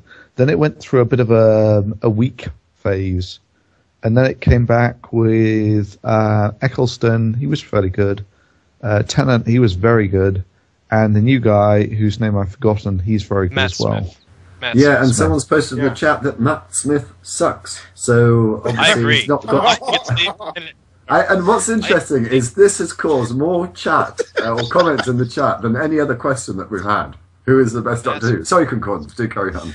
No, he sucks. He's too whimsical. I like David Tennant. He had a little more of a backbone. Seriousness. Yeah, he that. He was intense, but he was also slightly mad, and I like that. Matt Smith looks like he's, I don't know, too froofy, too whimsical. You know, he's having too much freaking fun. I like the slightly darker David Tennant. What's your favourite, Eric? And also, when you're addressing that, what's in your avatar? Is that something related to Doctor Who? I don't recognise. No, that's Warhammer 40,000 Suns. I'm just too old. I should give up. I'm too old. That means nothing to me at all. It's a miniature game or a tabletop game where you paint miniatures and play a war game. And there's a fluff kind of story behind each army. Who are they? What are their backstories and so forth. Okay, so let's get back to Doctor Who then. So who's your favourite? Hang on. With this really cool comment. I thought of David Tennant when I had sex with my boyfriend. I did too. But this is the thing. When it was in the Tom Baker era, Doctor Who was never sexy. I don't remember anyone's girls. It was very much just a guy thing. The latest incarnation of Doctor Who, I know loads of girls are absolutely crazy about it. Yeah, to the point when the Doctor is now a sexual fantasy. Well, so Eric, we still haven't found out who your favourite Doctor is. With the recent audio or radio the radio plays that have run Big Finish, they're called. I think my favorite is a match between Colin Baker and Sylvester McCoy. Oh, that's The controversial. I can't wait for the comments to come up in the chat. The 6th and 7th Doctor. You are a fan, aren't you? Oh, yes. Sylvester McCoy did have some moments. But the was it Colin Baker? No. Yeah, Colin Baker. The show, because really it went through a phase where the producers really didn't care about the shows. They began to talk down to the character and not really taking it serious and really just working on getting it off the air. It's really, in later years... Do I understand that he is playing Radagast in The Hobbit? Yes, Sylvester McCoy is playing Radagast the Brown in The Hobbit. That was weird looking. I've not actually seen The Hobbit, but I've heard conflicting things about it. Well, there's a scene with rabbits that you might like, Thunderfoot. Yes. It takes a few minutes to get used to. But also the beard. The very ugly, dirty beard. With the pigeon shit in the hair. Yeah. Well, what an interesting show it's been. I wonder how that went on the interviews. Right, we're just doing this at a screen test now. We just want to see what you look like with pigeon shit in your beard. Well, it's more like it's distracting. I'll put it that way. Yeah. I don't know where to go from here. It's not often I'm lost for words. Well, maybe we can go to the next topic. Yes. I didn't realise it. Yes, let's do that. That'd be a good idea. Or we can go forward and the next topic is more a serious one with foreign aid. Oh, wow. We go from Doctor Who to foreign aid all in one call. This is a wonderful show. And this has got to be the best show I've ever been on, and it's all down to my birthday, which I must remind people, there's actually, I think this is of some significance, there's actually a comet that is now visible in the night sky, and it happens on my birthday. It must mean something. I'm not sure what. Anyway, let's move on to foreign aid. Yeah. It's the way I think it works, I might be wrong, is that if a country fills certain criteria, they get some money, some foreign aid. But there aren't really any conditions for receiving that money, like, we are giving you $500 million. But to receive those money in a year, you got to build some schools with it, or make sure your living standards goes a little up. But that's really something I think is missing, that, okay, we're giving you these money, but if you want them, you have to do so and so, else we cut the funding completely. I don't know that much about this, but I understand that the foreign office... the foreign office for the U.S. at least, receives proposals, and that they basically choose to fund proposals. And we see it as, let's say, $300 million given to Nigeria. But what they see from their point of view is we got projects A through X, funded. But, what the other projects didn't get funded. That they basically allocate funds based on proposals. And it's kind of the same thing in the research community, which leads me to a point I want to talk about, which is the sequester sucks. They have cut almost $2 billion, $2 billion with a B, from the U.S. budget for 2013, specifically in research, and that hits me where I live. It's about 10% cut across the board, yeah. Well, it's a 5% cut across the board, but the Office of Extramural Research, which is the one that gives grants outside of NIH, is going to take the biggest hit. And they haven't decided yet whether you're going to have hundreds of cancer researchers across the country who are just going to have to close shop. Or just going to have to slow down research. Or if they're just going to give 10% less money to people who have already received grants and just won't be getting the full amount. So basically all the cancer researchers in the country end up having to take a big hit. What will actually end up probably happening is more researchers will turn to industry, to commercial sources of funding, and we'll have more money put into things like drug development. The big science projects, the ones where they're doing massive science and they have like a deliverable schedule, you know, at 1 year we will produce this amount of genomic material information, and at this point we'll have a drug in pipeline or whatever. Those things are being spared. It's the small sort of harebrained pie in the sky projects are going to get cut first when they do cut. And foreign aid will also be cut, just to bring it back to your question. So there are a number of public health projects that will not probably be funded in 2013 that people were basically counting on. You know, everybody sort of says we're going to get this done. We're staffing up. We're building housing. We're doing whatever for the workers, and then the money doesn't come in, and you've got people that were counting on it, and suddenly are screwed. And it's a bad deal. It's kind of panic in my industry right now around a 10% reduction in total research budget for the country. And all because the stupid Democrats and Republicans couldn't get it together and put together a budget. But, I mean, do you think that there was an element of obstructionism in all of it? I think there was a lot of politics played with this. The sequestration looks bad for the incumbent.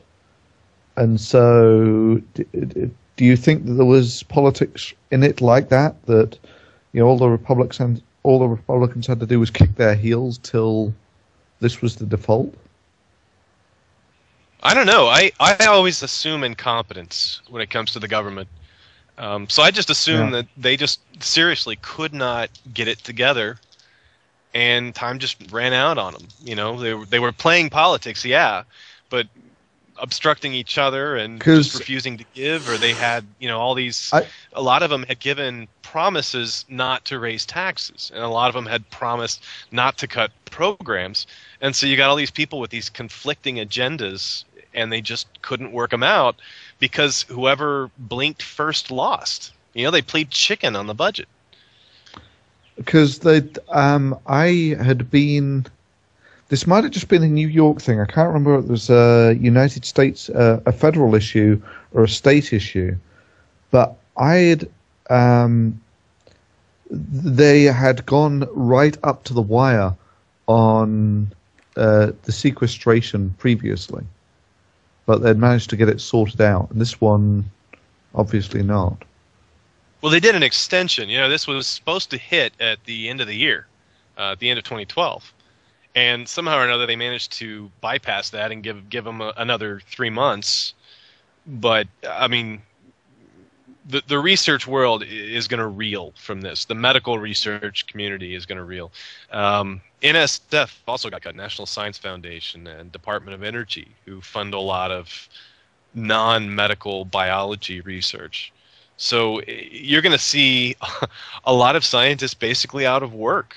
A lot of postdocs who can't find faculty spots, who are, pumping gas or serving coffee with PhD and 10 years of research experience. And that's a bad thing. That really does. It's hard to recover from. Yeah, it's frittering away the country's resources. That's one thing. Yeah. There's no point in putting all of these resources into educating these people for them to do jobs that require none of that educational training. I think the most immediate effect will be a lot of Chinese researchers going back to China because China has launched some initiatives to bring their research funding up, and they're doubling their research funding almost every year. So you're going to see, I think, a scientific war between China and the U.S. And I don't think that's going to be a good thing. Yeah, and I don't know. This is a very common theme that I see more. It's a progressive theme that Chinese students, they used to always want to come to America because the living standards were better, and that was actually a better deal for them than working in China. But the working conditions in China are now actually not that bad. They have a very advanced, they've got good science funding, and you actually now get people going back to China. That's their where they want to be. And that's also bad news for America, because America really does rely on importing scientists. And if you can't import them anymore, and you can't afford to, so if they don't want to come to work for on the cheap, and if you can't afford to buy them, you know, if you're doing things like sequestering, you're looking at cutting money, not putting more money into it. Where's America going to fill this gap? I don't know, and it will also probably affect the fees that, you know, because a big part of every science grant, every research grant that a researcher brings in goes to overhead, goes to the administrative side, and basically the university takes a cut of all research funding, and that means the universities will have a lot less money. And of course, a lot of them have been dependent on what are these called? These long-term investments, endowments. Yeah, and the endowments took a big hit when the recession started. So I expect it will affect the cost of, or the fees administered by universities. So that'll drive up the cost of education, postgraduate education, which will probably mean long-term another brain drain. So not only are we going to lose our imported science workers, we're also going to probably produce fewer, because fewer people will be able to afford to do so, or have to become more indebted. So overall, it kind of feels like the beginning of a decline for science in America. It's kind of depressing. I was away for a few moments. I apologise about that. Someone was at the door. I had to go and see them. But we've moved on a few topics since I was away. Eric, I've got one more caller lined up, so I'm going to thank you very much indeed for your call. It's certainly been very interesting, and I appreciate the contribution. Do feel free to call us again on a future show. It's been fun. I think I hijacked his question. I think I took his question off in entirely unpredictable ways. Hey, I got nothing on this show is predictable. I'm a role player, so But still, you know, I still look back at those first shows we used to do, and the embarrassment. I mean, we used to crash every 10 minutes. It was all Aaron. I'm looking for James, our next caller. Hopefully he'll be with us in a second. So, real quick, I've heard you guys have seen my Brzezinski Clinic video, I think. It's a cancer clinic in Houston. Yep. Apparently, they're making a second movie about him. The same promotional video maker is going to make a second movie updating everyone on how awesome he is. So I'm kind of looking forward to that. Apparently, it's been pushed back and delayed, and I don't know why. That's something I'll be keeping a close eye on. So just for future reference. Point taken, and I think, judging by the sounds we're getting, that Black End Heart is with us. Hello? Yes. Yeah, I'm Welcome to the show. We can hear you perfectly. What have you got for us? Well, you got me stirred up on the topic of science earlier, and I had to input a little bit. It's all right. This show is covering all sorts of topics. Don't expect any degree of continuity at all. Just hit us with whatever you want to. Well, see, it was a little bit of science and a mix of God. That would kind of mind warp like I did my ex all the time, and she used to get mad at this, because I go, okay, you believe in God, I believe in science. So I go, here's the solution. How about we believe and that the Big Bang may have created it all and you're supposed God. I go, or believe that, say, the so-called rights. What if it's just Zeus? Like, you know, Zeus was... Oh, now we've lost Concordance's audio. We're not having another problem, are we? I think your sock may have caused problems, Concordance. We can't hear you. Let's go back to you whilst we wait for Concordance to come back to us. Yes, we can't hear you at the moment, Concordance.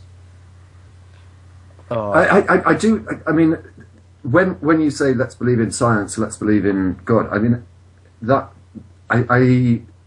there's something that troubles me about that statement, and I don't know quite what it is. It may be a semantic. I can tell you exactly. No. The problem is that one's a methodology that builds civilizations. The other one is not. But one has flown us to the moon. The other one flies us into buildings. Yep. To quote the great Hitchens. Oh, and it looks like everyone's gone apart from you and me, blackened heart. Yep, I think they're all dropping now. Oh, and Concordance messages me. Yep, I'm here. Yep. But I think what would wind her up the most, I go, existence is created, well, on how you perceive it and all that, and she goes, yes, but that could be God. I go, what? No. I would go into the scientific term, and she'd get all mad, and it'd just go between that, and then I was like, okay, look at Einstein's theory of relativity as an example for that. Yes, there's things you can't see, but they may possibly be there for, the white holes and wormholes, right? Well, I mean, you don't really even need to go that far. Atoms you can't actually see because, your eyes see wavelengths of light of a few hundred nanometers, and atoms are a tenth of a nanometer or something like that. So, I think we're back again. Everyone can hear us. We were just having a nice little chat there. I was just about to say, Thunder, I'm not sure that anyone can listen to or hear what you're saying, but let me just refresh and check. Have we got a thumbs up in Blog TV? Perhaps we need to pick up where we left off. Just give me a second. Yeah, we're definitely back. I apologise again. I think it may be my fault. My internet connection does have a propensity to fail whenever it is wet or cold, and I just realised actually there's a thin covering of snow outside, so it's probably my fault. I apologise. It's far simpler than that. You had just said that the internet is far more reliable than it ever used to be, and in the old days it used to break down all of the time, and from that exact moment it started dying. So it's all That's your a good point. You're right. Yeah. I thought it was because we were making fun of God and it was divine wrath somehow. I apologize. I'm not sure where we left off with. Yeah, I'm not entirely sure where we left off. Perhaps we can pick up. Blackened Heart. Where were we? I gotta listen to you guys. I lost my spot. It's all good. Oh no, I think we were talking about whether it means anything to say. I believe in science. I think that you can say I believe in the scientific method, and it's obviously got provable track record, whereas religion, unfortunately, is a different form of belief and has no track record worth speaking of at all. I think that's the point, and I don't think it's Thunder, I think, was saying that it's not so much a semantic argument, it's just a different sort of meaning. Well, maybe he was saying it's a semantic argument, but I think that's the point we got to. Should we pick it up from there? Oh, yeah. And Thunder just reminded me of something. Well, wanted to point at that, right? Sure, that's... It's like, she would go on how religion could be all this stuff. I was like, no. And how it could be God. I go, well, I would bring up, Einstein's theory of relativity and all of the fact black holes, white holes, and wormholes. And she'd get all pissed off because well, I could go on and... You know what I mean? Explain that to her, and she'd deny it. And I think I froze. No, you're okay. Concordance has dropped, and DPR is curiously silent, and the call's down. Oh well. Just right when I remembered where me and you was at, it drops them. I'm telling you, it's all DPR's fault. Oh, but people say they can still hear me. That's weird. Yeah, it looks like people can still hear us. There's a problem with the call, but people can still hear you and me. Yeah, so your mum basically says that... Oh, no, it's my ex that goes on about that. And, oh, that must be interesting. yeah, it's just like, oh, now we have fun, because her dad used to be a preacher, so it makes it really, the best used to arguments. Used to be a preacher? He retired from doing it. Ah, So, retired, but still believes, yes? Yes, and it's just like, I'm sitting there face palming the whole time, trying to explain, trying to keep my cool, and she's sitting there chewing my head off that religion's real. Well, religion is real, it's just not useful. Yeah, that's what I think. I go, in my eyes, I don't see it as a real thing because I believe in science, and I would rather believe in something that I could, have all explanations for than something that doesn't sound like you rolled up a big old doobie and smoked and started writing. Just that's what. Revelation, the last book of the Bible, that really is, Fruit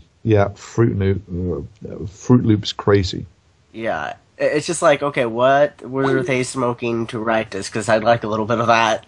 And she gets so mad. It's just like, but you see where I'm coming from. But it is. I mean, you just have to open the Bible and read some of that stuff of Revelation.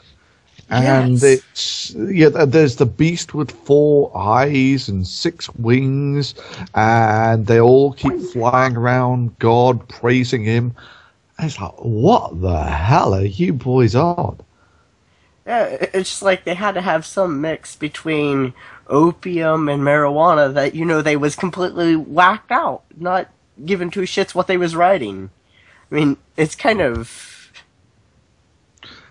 Yeah, but I mean, for me, if I would just take the pragmatic approach, which is that it took us about 100 years to go from first flight to landing on the moon, and that's the sort of progress that you can get out of science. So just take a look.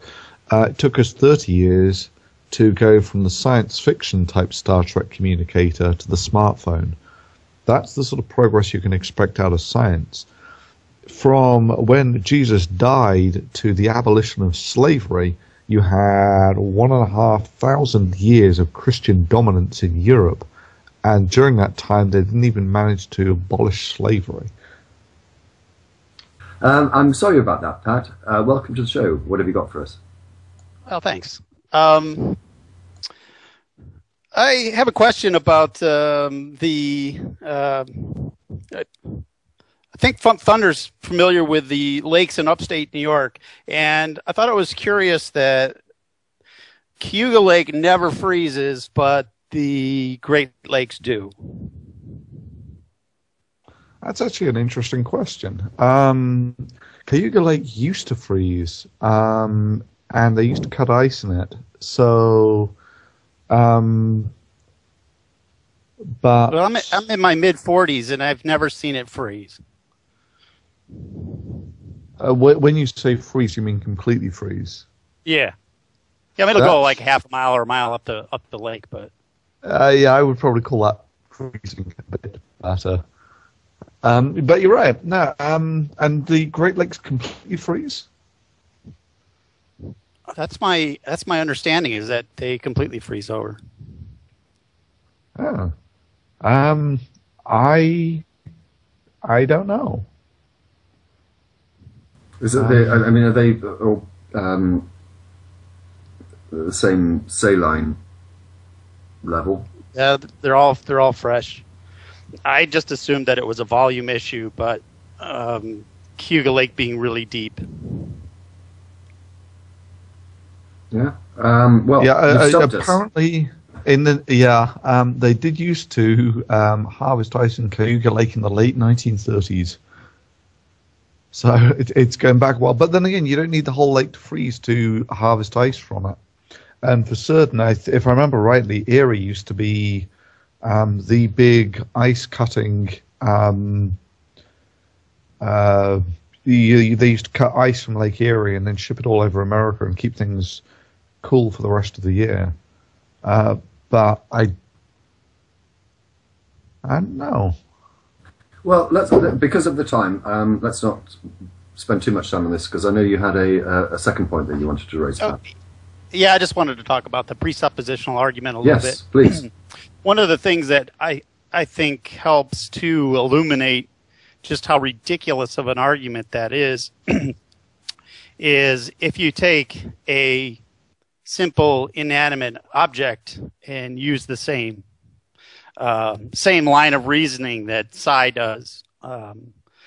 Say, for instance, the coffee table. You could simply say that the coffee table has told me in such a way that I know it's true that it is the creator and manager of the universe. Yes, or a person. Well, yeah, anything. Yeah, anyone can make the claim. Yeah, I would agree. And with I think that in that particular argument, then the person and or coffee table would be more powerful because it actually provides evidence of its existence. Yes. Yeah. I mean, I have to say that these sort of arguments on the whole go over my head. Apparently, my simplistic response to it was not as good as Concordance's more nuanced response, given the call that we had before. But I perhaps am not sophisticated enough to understand it. I'll put it that politely. It just seems to me to be garbage. But to a lot of people, it isn't. And they're getting something from this argument that I just simply do not understand. As I say, it may be because I'm just too ignorant to understand it. I don't know whether that is the real answer or not.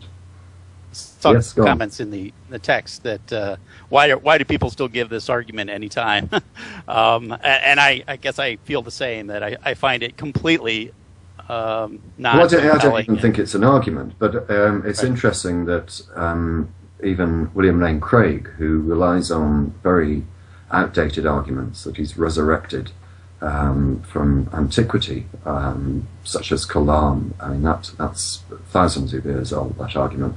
Has been unconvincing. But even Craig doesn't, I think, use that presuppositional argument, does he?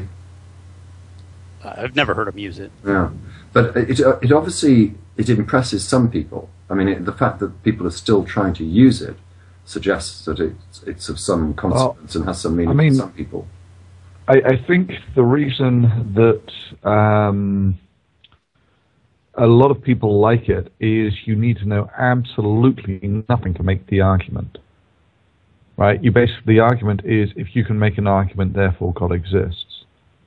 Or at an even simpler level, if I suppose God exists, then God exists.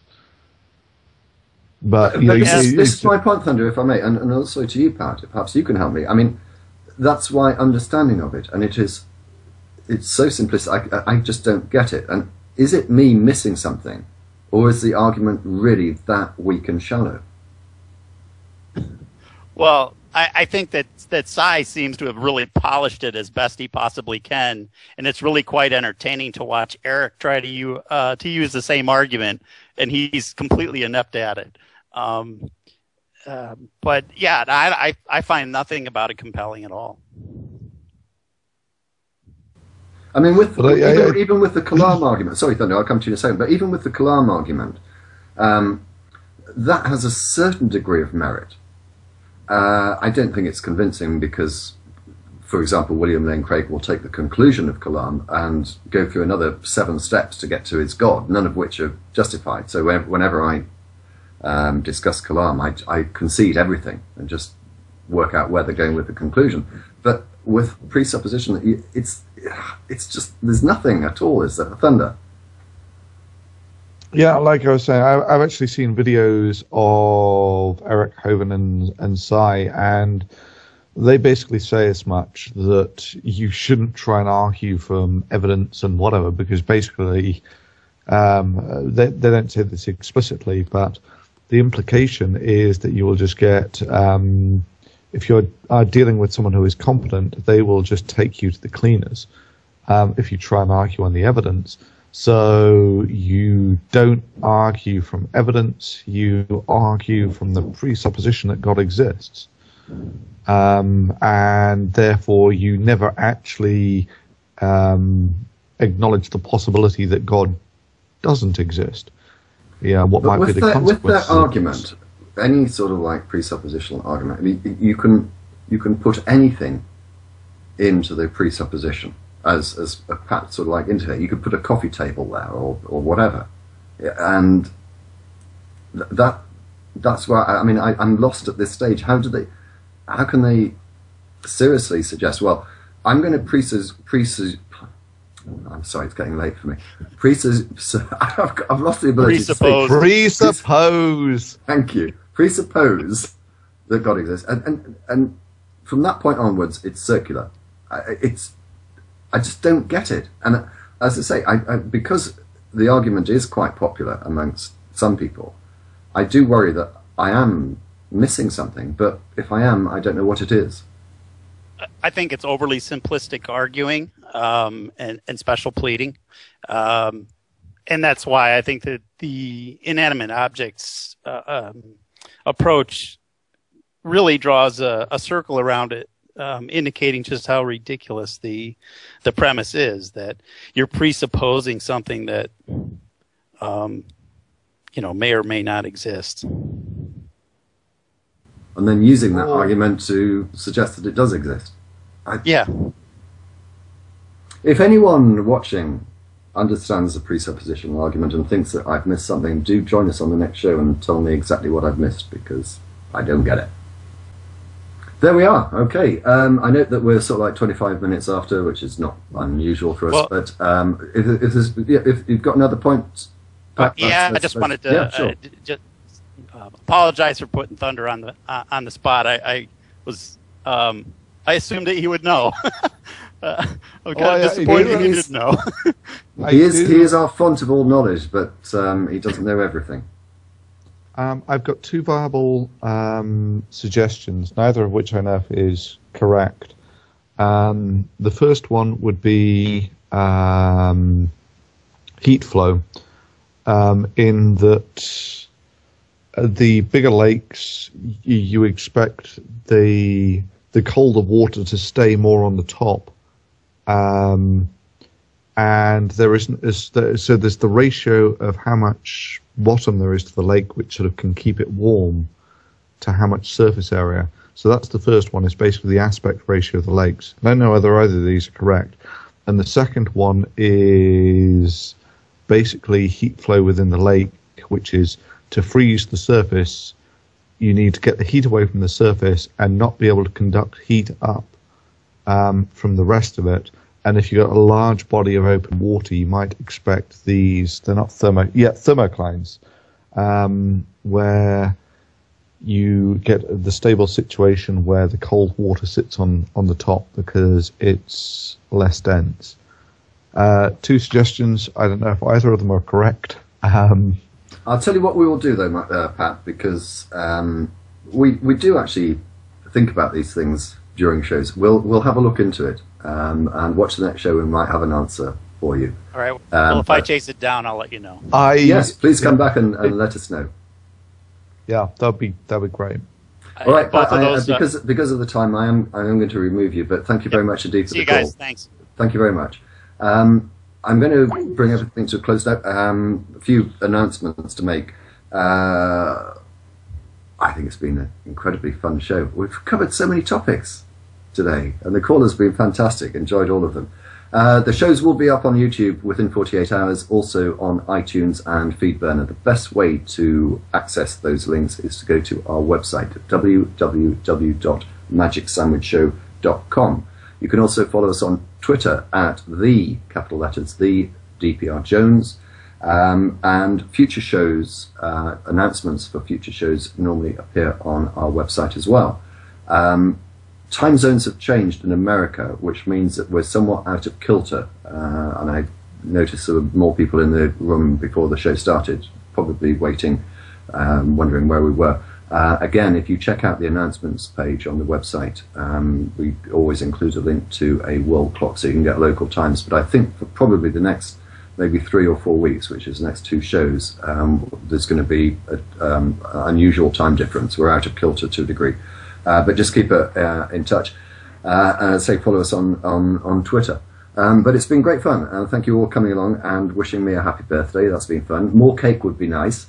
And I apologise for the breakup in the programme towards the end of it. But normally it's very reliable, and part of that is due to the fact that we have Tony working way behind the scenes. So a big thumbs up, please, for Tony for his assistance.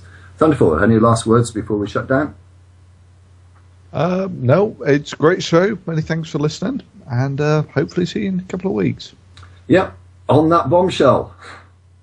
Well, there isn't a bombshell, actually. I'll have to think of one. Can I think of a bombshell soon? No. I'll have to think of a bombshell for the next show. We'll see you hopefully in 2 weeks' time. Thank you very much indeed. Hope you've enjoyed the show.